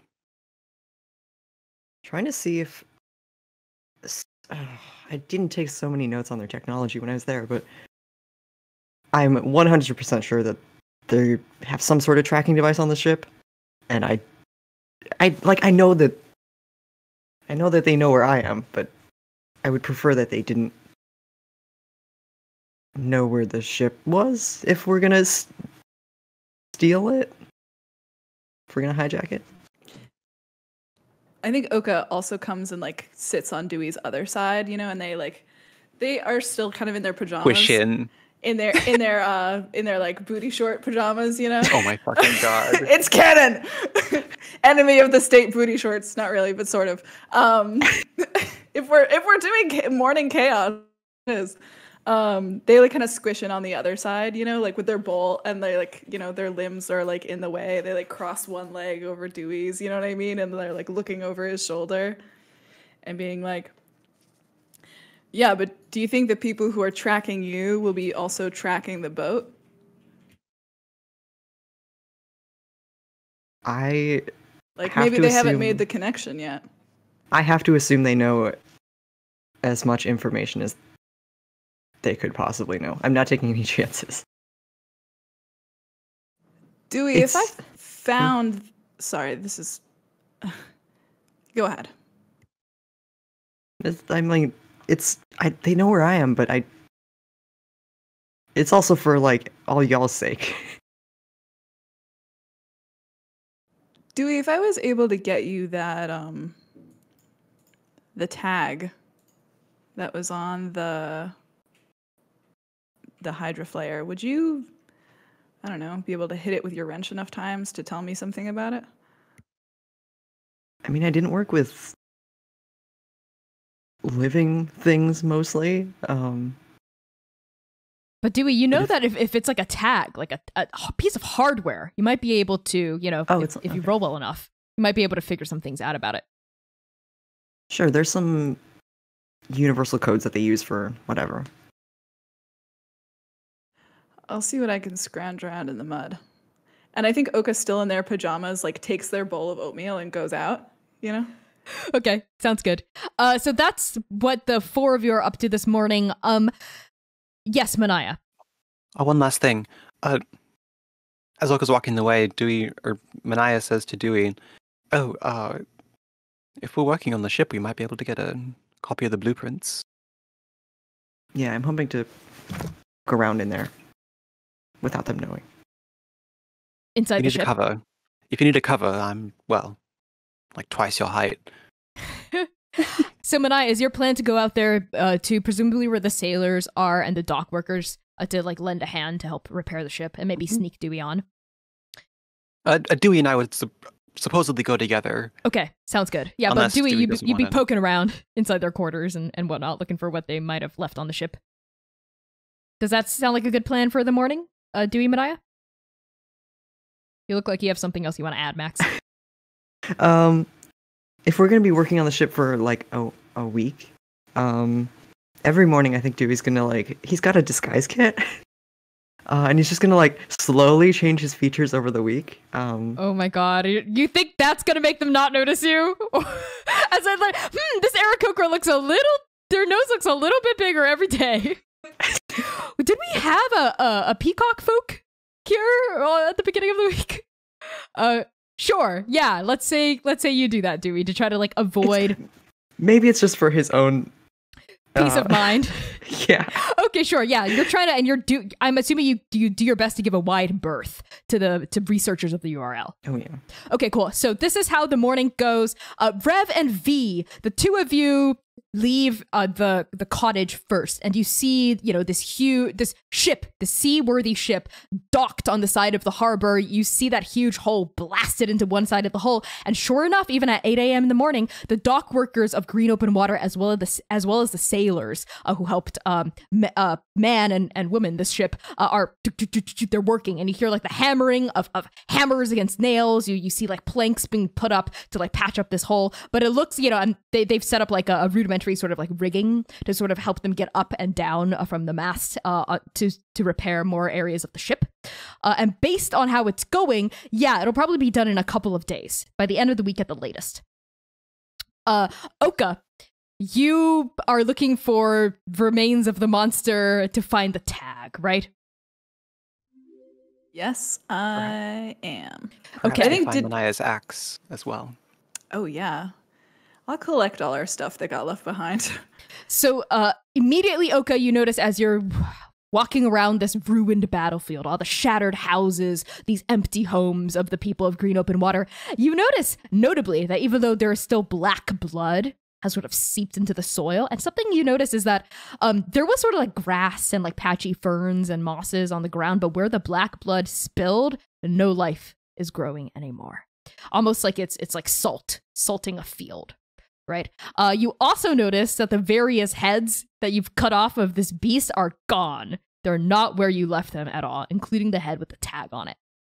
You also notice various URL researchers milling about the place. You see the device from the fight last session, like set up like against like one, like presumably the cabin they're sleeping in. And you see like several researchers, like 2 researchers over it, like poking and prodding at it. Again, the device, what it looks like, it has sort of a flared base, and it looks like a mixture of steel and wood, and it sort of opens up on the top like a flower, and there's like a glowing beam inside of it, but right now it's like closed, right? Like the various pedals of this device at the top are like closed shut, but it's humming a little bit, like at a low frequency. And Manaia and Dewey, the 2 of you notice this as well as you exit. So what's your next play for the rest of the day and the rest of the week? Vee on this, so this is sort of Vee's plan. It's like the first day, she's gonna grab like just a 2x4 and just be walking around. She's not actually going anywhere with it, but she looks like she's working, and she's gonna go literally. How many sailors are there on this ship? 1, 2, 3, 4, 5, 6, 7. Okay, so on the first day, she's gonna just go around and make sure she gets a little bit of convo time with each one and be like, God, don't you hate these URL? They're so stuck up. They're so boss. Like just, and wanting to, what she's trying to do is get a read on how disgruntled they are with the URL. Ooh, I really like that. I think it just works. So as you're walking around like on the ship pretending to work, you get to, over the course of the week, especially the first few days, let's say, you get to know their names, right? You learn that the captain is Captain Akamu, and that her first mate is a person named Koi. You also know that they have a boatswain and a quartermaster, and the remaining 3 sailors are just sort of there as like extra hands on deck. And you sort of get like a temperature check, right, on how they feel about the URL, their employers, the people that they have been commissioned to sail one place and another. You learn from Koi, who is the first mate, that the URL researchers are kind of standoffish. Like they don't really, aside from like a couple of them, they don't really interact with the sailors. Sort of like, a couple of the sailors think that the researchers are like uppity, like they think that they're like of a higher class and look down, on the work, on these working class blue collar sailors. But Koi is like, I think they're just sort of busy. Their heads are in the clouds all the time. They have these meetings, they take their meals separate from us, which, makes me feel some kind of way. But hey, we're not paid to socialize with them. We're just paid to get them from place to place. What would you think? This is specifically the Koi, because I feel like this is the in here. What do you think it would take to get your captain to maybe, I don't know, pull a fast one on the URL, just to have a little joke and maybe leave them behind, not forever. We're going to need to test the ship. We're going to need to take it out on the waters anyway. Like, what would it take to get your captain to just be like, ha ha, joke's on you? Koi leans in. Let's say you're like on the deck of the ship when this is happening, and Koi's like hammering in a plank, but you're like kind of like away from other people, and Koi is like kneeling on the ground, but then like he turns and like looks at they turn and look at you. Let's say non-binary, they are a minotaur. Like a half minotaur. Like they've got these like big horns and like a little a nose ring, you know. Nice. They look at you, they pause, and they've got like these like tattoos like on their forearms that go all the way up, sort of like Polynesian tattoos that go up. They pause, they look at you, and they lean and they say, "Are you talking about a mutiny?" No, let's not use words like mutiny. I am simply a practical joke. I'm just saying we'll come back for them. We're not going to leave them forever, but it's a little bit of putting people in their place when their heads are too high up in the sky. Koi pauses, looks around, says, "V, right?" You could call me V. Some people call me Victoria. Some people call me Vanellope. There's all sorts of names for me. I could be convinced. Akamu listens to me, and everyone else will do whatever the two of us tell them to do. But there's something you have. There's something I want in return. You know, to pull a fast one, as you say on our gracious employers. What would that be, friend? I've been noticing you, V, walking around in your shirt with your robe, talking to that. Could you, set me up with your friend? The tall one, the drow, the muscular one. The drow? Interesting. You know, I would have to negotiate here. Unfortunately, we don't deal with people as tradable things, but I could certainly... Just one date. That's all I'm asking. You're asking for a lot here, V. I mean, to ditch the URL. We'd be coming back, but still, that's a pretty big thing you're asking. All I want... See, I'm a nice bull, okay? I'm not a bad person. I just want a chance. And you're their friend, right? You could convince them. Is it the double pupils that gets you, or what is it that you like about them? Out of character, you decide. Ooh. Are they talking about Oka, or are they talking about Rev? Just C's reaction. Interesting. Very, very interesting. I think Oka or V is trying to hope it's Oka.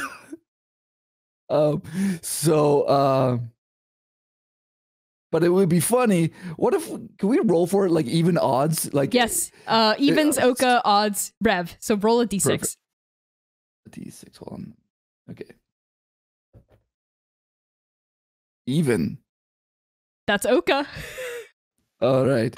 That's Oka. Okay. Oh my god, they're about to have the worst. I have a really funny idea for this, not gonna lie. I will. Yes, I could see exactly why you enjoy those wonderful double pupils and those, oh my goodness, those scars. Oh dear. But let me talk to my friend. Is there a time and place perhaps that you would like to meet? I'm free. I'm done. We're working in shifts. I'm free right now. All right. How about let's give me 1 hour and I will be back with Oka. Great. Hopefully.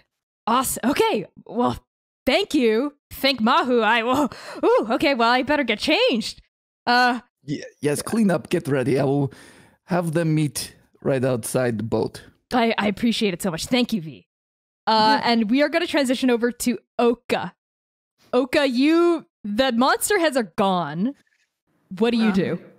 I have a feeling I know where they are. And I think if this is still like the first morning-ish, I think Oka is, again, just kind of still in their like sleeping shirt and shorts. And they're like literally just like walking around barefoot, like looking at stuff, like eating their second bowl of oatmeal.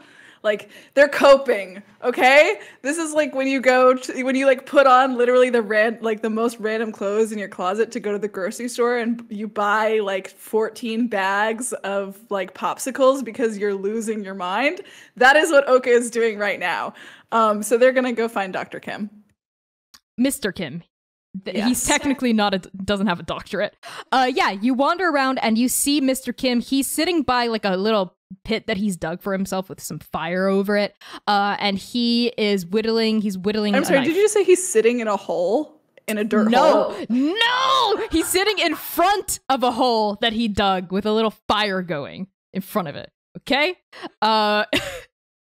It is sort of like high summer, but because we're in the court, it's pretty cold. Cold is subjective here. You can surmise that Mr. Kim, as well as the rest of the researchers, are sort of bundled up.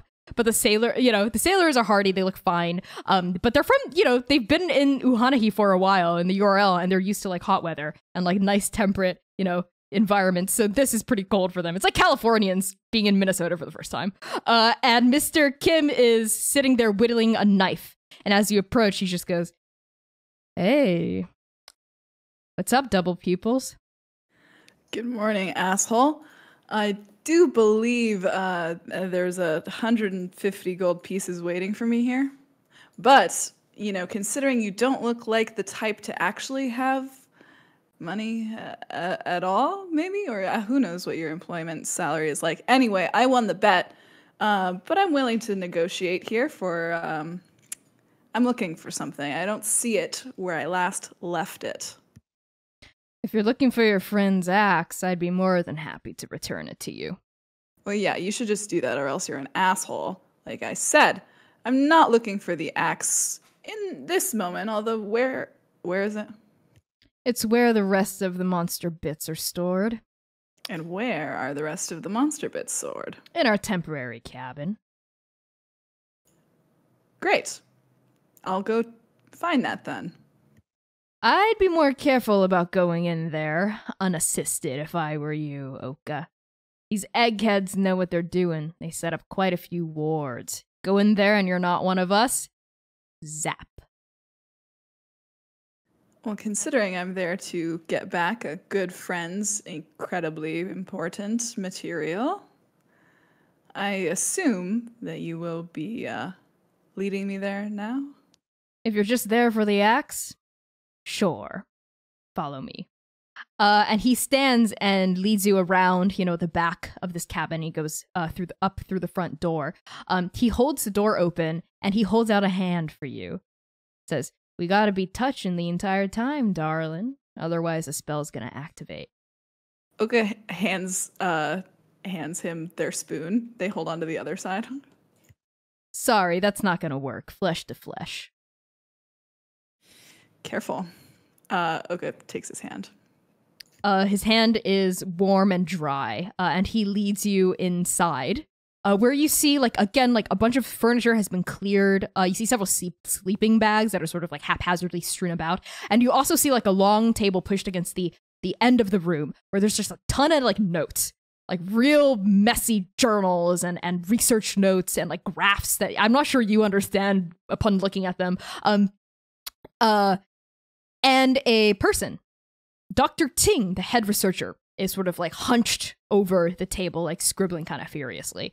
Mr. Kim says, "Hey, Doc, I'm here with one of the outsiders, one of the other travelers. We're just here to retrieve the axe." Dr. Ting pauses and looks over his shoulder and says, "Very well, carry on." Mr. Kim begins to lead you up the stairs. So there were no monster bits down there? Nope, you don't see any.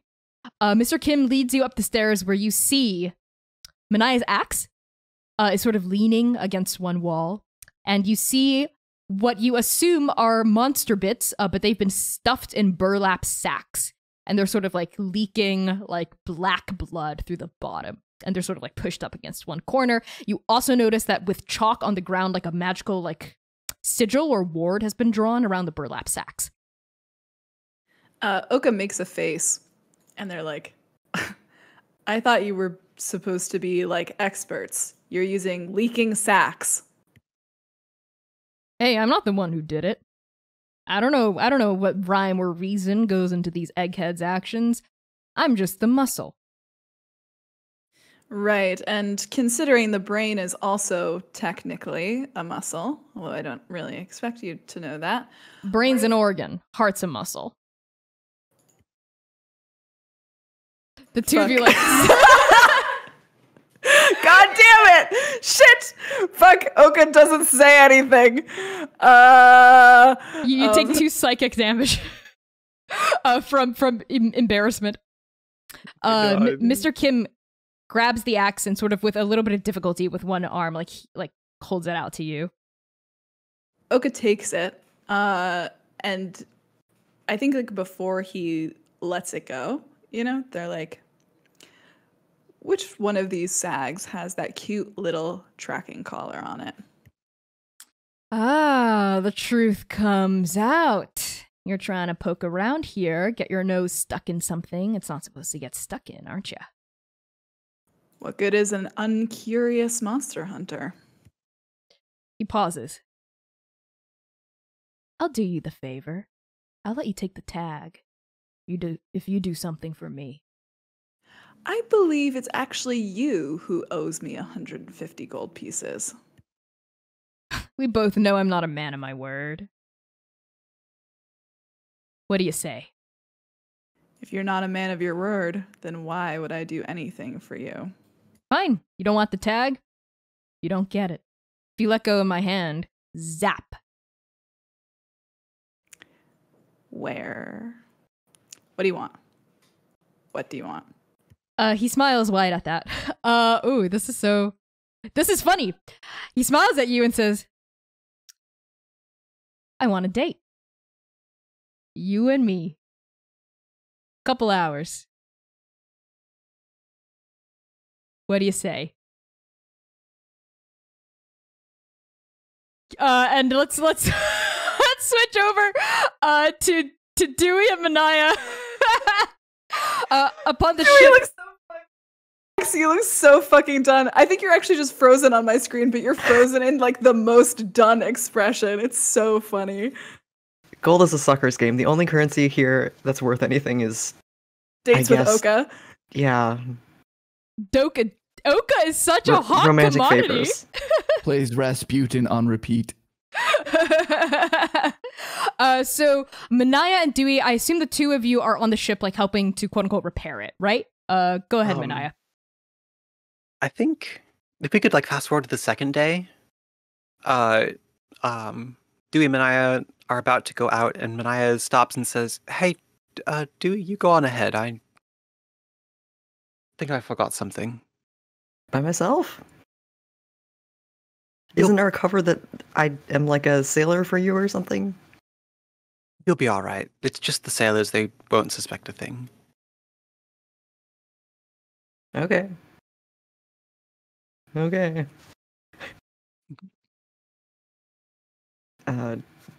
Dewey moves onto the boat, like looking back at Manaia the whole time. Manaia stays in the cabin in the morning and sits down and attempts to communicate with the Princess of Leaves. Okay. Sounds good to me. How are you trying to do this? She could feel the princess's presence. That 2 days before, when she was angry and cast magic for the first time, and she's excited now that she's able to cast magic, which means her soul is a good, well, is a conduit for magic and therefore potentially communication with the Princess of Leaves, being a magical being. I meant, like, what are you doing, like, physically? Oh, So, like, what does it look like? Manaia sits down. She has a leaf just in case that she plucked from a tree. Probably one of the willow trees, one of the long, thin leaves. Just in case she needs to, like, burn it or something. But for now, she's just going to try to meditate and sort of draw upon a kind of what she felt when she cast magic the first and second time. A few moments pass. Then you hear a voice in your head. Manaia? Princess? Manaia. Good. I can, you feel a little more solid to me now. Princess, I did it. Yes. I could feel it. I could feel you using your mother's gift. Oh, Manaia, I'm so proud of you. And if she were still here, I know she'd be so proud of you too.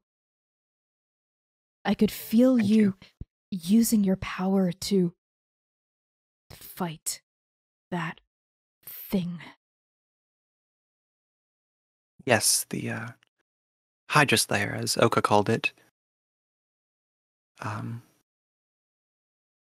think it might have been blocking some memories. Do you remember anything more? It's coming back to me slowly. Like the tide coming in. Something about a swirling space. Dangerous waters.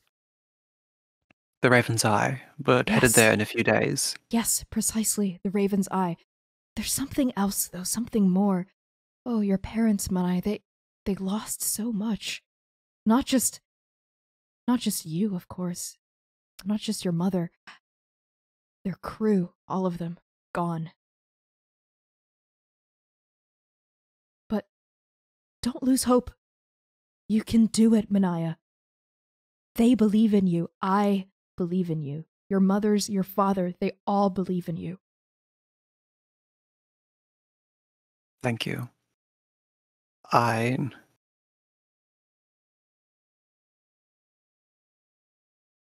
don't know what to say, so I'll just move on from that. Princess, I need your help. I was only able to cast some small things, but I need your help for some, well, for the more advanced stuff. The stories my mother told me said something about the wind and leaves and change. Manaia, you're ready. Our magic, your mother's magic, flows from the heart. Your emotions are what guide it. The bigger they are, the stronger the magic. But you have to be careful, Manaia. I could sense your rage. I was out of control. Oh, my child, my friend. I feel for you. I feel your pain. Everything you feel, I feel too. But Manaia, just know, I'm here for you. So is your mother. So is your father. Use your strength to fight for what's right, not for what's easy. Anyone can kill. Anyone can break. It takes a strong person to spare.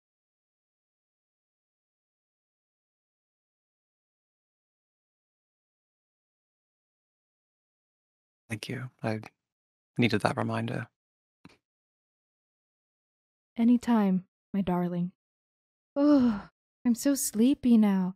And you hear her yawn, like inside your head. Is there Wow. anything else? Oh, no, just reminiscing on how my mother stole everything she knows from you. Everything you've said to me has been bringing back memories of what she said to me. Ah, yes, she does love taking credit for what I came up with. Ah. We'll talk tomorrow. Get some rest. Yes, we will. You as well, Manaia. I love you. Love you too. And the voice recedes into the depths of your soul. And after it recedes, Manaia whispers, "And I love you, Mom." And she gets up and follows Dewey out the door. Oh, that's so sweet. And Dewey, let's do a quick scene with you before maybe ending the session with Oka and Vee and the two boyfriends. Dewey, have you found your way to the boat? Okay. I'm not that directionally challenged. Okay.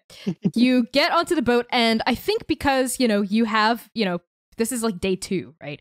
You have been like helping to fix things up on the boat. Like the sailors don't like bat an eye at you, and they're not, they're not from the URL. They don't know who you are. They don't know you used to be employed by them.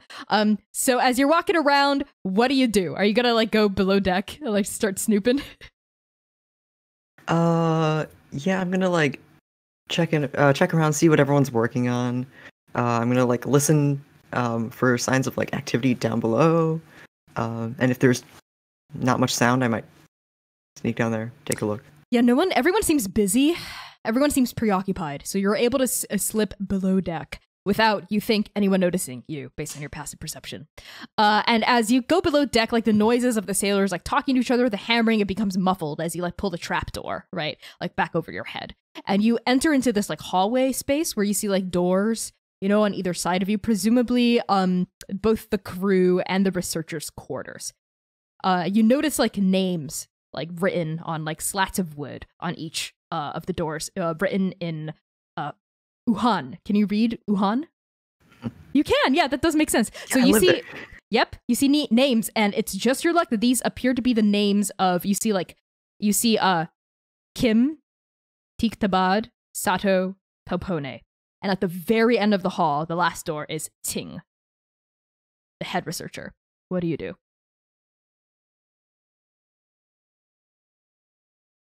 Oh boy. Which one's closest to me? It would be Kim to your left.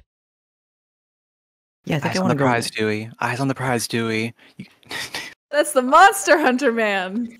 Yeah, he's got not even a something- doctor. I don't know what's up with him. Okay. I just want to peek inside. You peek inside Mr. Kim's room. It looks pretty barren, like its stuff's been taken from it. You see like an open chest that's like completely empty. You see like a desk. You see a bed with like the sheets pulled off. Presumably like he's using those to like sleep on, like off like on shore now. You don't really see anything based on your cursory glance of note. Head towards the end of the hall. Dewey, Nope. as you approach the end of the corridor, something strange happens to your body. As you walk forward, your talons clacking sort of against the damp wood, a sense of foreboding washes over you, right? Like your feathers, I think they ruffle unconsciously. They begin to like puff up, like an animal instinct inside you beginning to take over. Your heart begins to beat like louder and louder in your chest. And like, even though you can't see it, your pupils dilate a little. There's something at the end of the hall that your body is telling you to just stop, turn around, run. What do you do?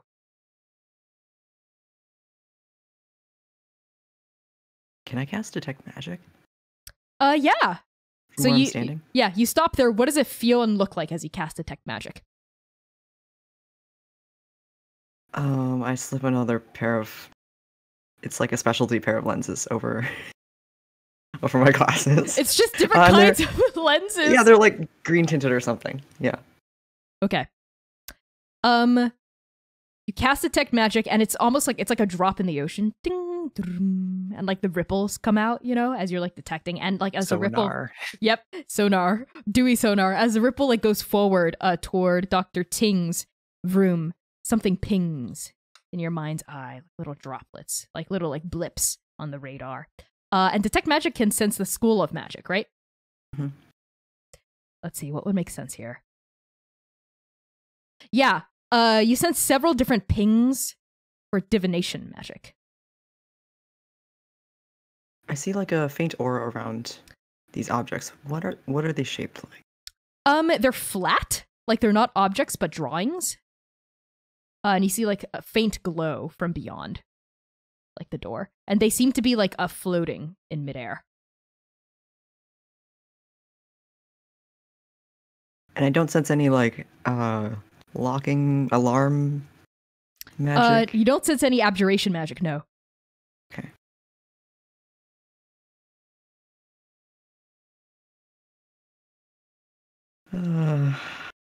I open the door. Okay. Slowly. Dewey, your feathered hand goes on the knob. It's locked. A locked door. Whatever shall you do? I pull out a little device. It's got like what is it shaped like? It's something that can go over like a door handle. And it's got little. I put it over, and it the mechanism and then the fucking handle falls off or something. I don't know. You have a tool for literally everything, Dewey. What the fuck? I am spending my fucking your scrap metal to like build these you little artificer bitch. Okay, That's what I do. Dewey, a tool. You're like Detective Inspector Gadget. A tool springs from your grasp and it like twists the knob off, and the door swings open. And Dewey, what you see is seared into you forever. On that, we're gonna cut back to Oka and Vee. So Vee, we're already 15 after. If we want to end on that cliffhanger, actually, yeah, that's a good point. Okay, so do you want to mute yourself so I can thank you, C? Thank you, CBB. Okay, so on that, thank you so much for tuning into Arc 2, Episode 9 of Transplanar RPG. We hope you enjoyed it. We will be back with Arc 2, Episode 10 next Saturday. That is the 13th. We probably, after that, only have like a couple episodes left for this arc, so we would love all of y'all to tune in and wrap up this arc. Hopefully, we'll finally find Manaia's parents, figure out what the hell the sinister URL is up to. Oka double date? Awkward poly Oka love triangle? Oka polyamory situation going on here? And Vee and Rev, what's gonna go on there? Are they gonna become girlfriends? Who knows? We'll see. So with that, I have been your GM and executive producer, Connie. My pronouns are they, he, and she. You can find me on Twitter at @ByConnieChong, on Tumblr at @and Daddy Issues, and I also run Transplanar RPG's various social media platforms, including Twitter, Tumblr, Instagram, YouTube, and of course this Twitch at Transplanar RPG. Okay, Devin runs the Instagram. All right, stop giving me side eye. Speaking of which, Devin, outro yourself. Hello, everyone. My name's Devin. I use they/them pronouns. I play Manaia. She's tall, she's drunk, and she's feeling better now. You can find me on our Discord server for any of you new viewers or viewers watching the Twitch VOD. You can, yeah, there it is. Haha. Join the Discord server. It's a great, wonderful place to come in and chill and hang out. I'm sure probably later tonight and tomorrow I'll be playing some Dragon Fable, just like in the VC or in the voice chat. So come hang out, play games, post pictures of your pets. I bet your pet isn't cuter than mine. You can now see my pet. And hey, Connie, when you upload this to YouTube, don't forget to put the Discord link in the description so I can say, go to the description below for the Discord server if you're watching this on YouTube. Remember to like, comment, and subscribe. You're right. I'll do that. I'll pass it on to Erica. Hi, everybody. I'm Erica, she, her pronouns, and I played V Noxurzo. Did you like chaos? Well, you should come to my Twitch stream at Erica New Girl. Basically, everything V does is basically everything I just do for hours while playing video games. So come hang out. We're playing Minecraft on Monday, and I've got some ideas, some very good ideas. So I can't wait to do Minecraft Erica style. And with that, I will pass it to Max. Hey, I'm Max. I go by they/them pronouns, and I play Dewey Quirk, the Birdman who doesn't know what's good for him. You can find me on Instagram mostly at Starshmonger and also Stitchmonger. Come see when I'm sewing. It's a lot of pride flag masks. I'm gonna pass it to C. Hi, my name is C. I use they/them pronouns. I played Okahaye, your very lovable, apparently, unlovable people person, bitch ass, who I love how Connie is either like, okay, like Connie was like, okay, y'all, it's episode 9 of the second arc, which means that everyone gets a love interest right now. You get a love interest. You get a love interest. All of you get a love interest. And that's it. Loving that. You can find me streaming tomorrow. Am I gonna draw all of Oka's new boyfriends? Probably. I don't know. Or am I gonna animate them? Who knows? I will be drawing some Transplanar fan art either way tomorrow. Sunday at 2 p.m. Central Standard Time on my Twitch channel, which is pi_sharp. I've been posting in the chat, so if you could scroll up and click that button if you want to follow or something like that. And I am going to pass it back to Connie. Great, awesome. Thank you so much, C. And yes, again, remember to tune in for episode 10 next Saturday, March 13th at 3 p.m. Central U.S. time. Again, this is our only piece of programming, so we'd really, really appreciate all of your support and love and sharing about this. Yeah, we have exciting things coming up on our 1-year anniversary of Transplanar's debut episode, so keep your eyes peeled for that. Follow us on Twitter at TransplanarRPG. And yeah, we are going to raid Kupo Knight, who is a Filipinx creator. And Twitch streamer. They're currently playing Bravery Network Online, so stick around for the raid. They're super, super cool. Toss them a follow and a sub if you haven't already. And we will see you next Saturday. Peace. We love you all so much. Goodbye. Use the raid message. Use the raid message, please. Use it.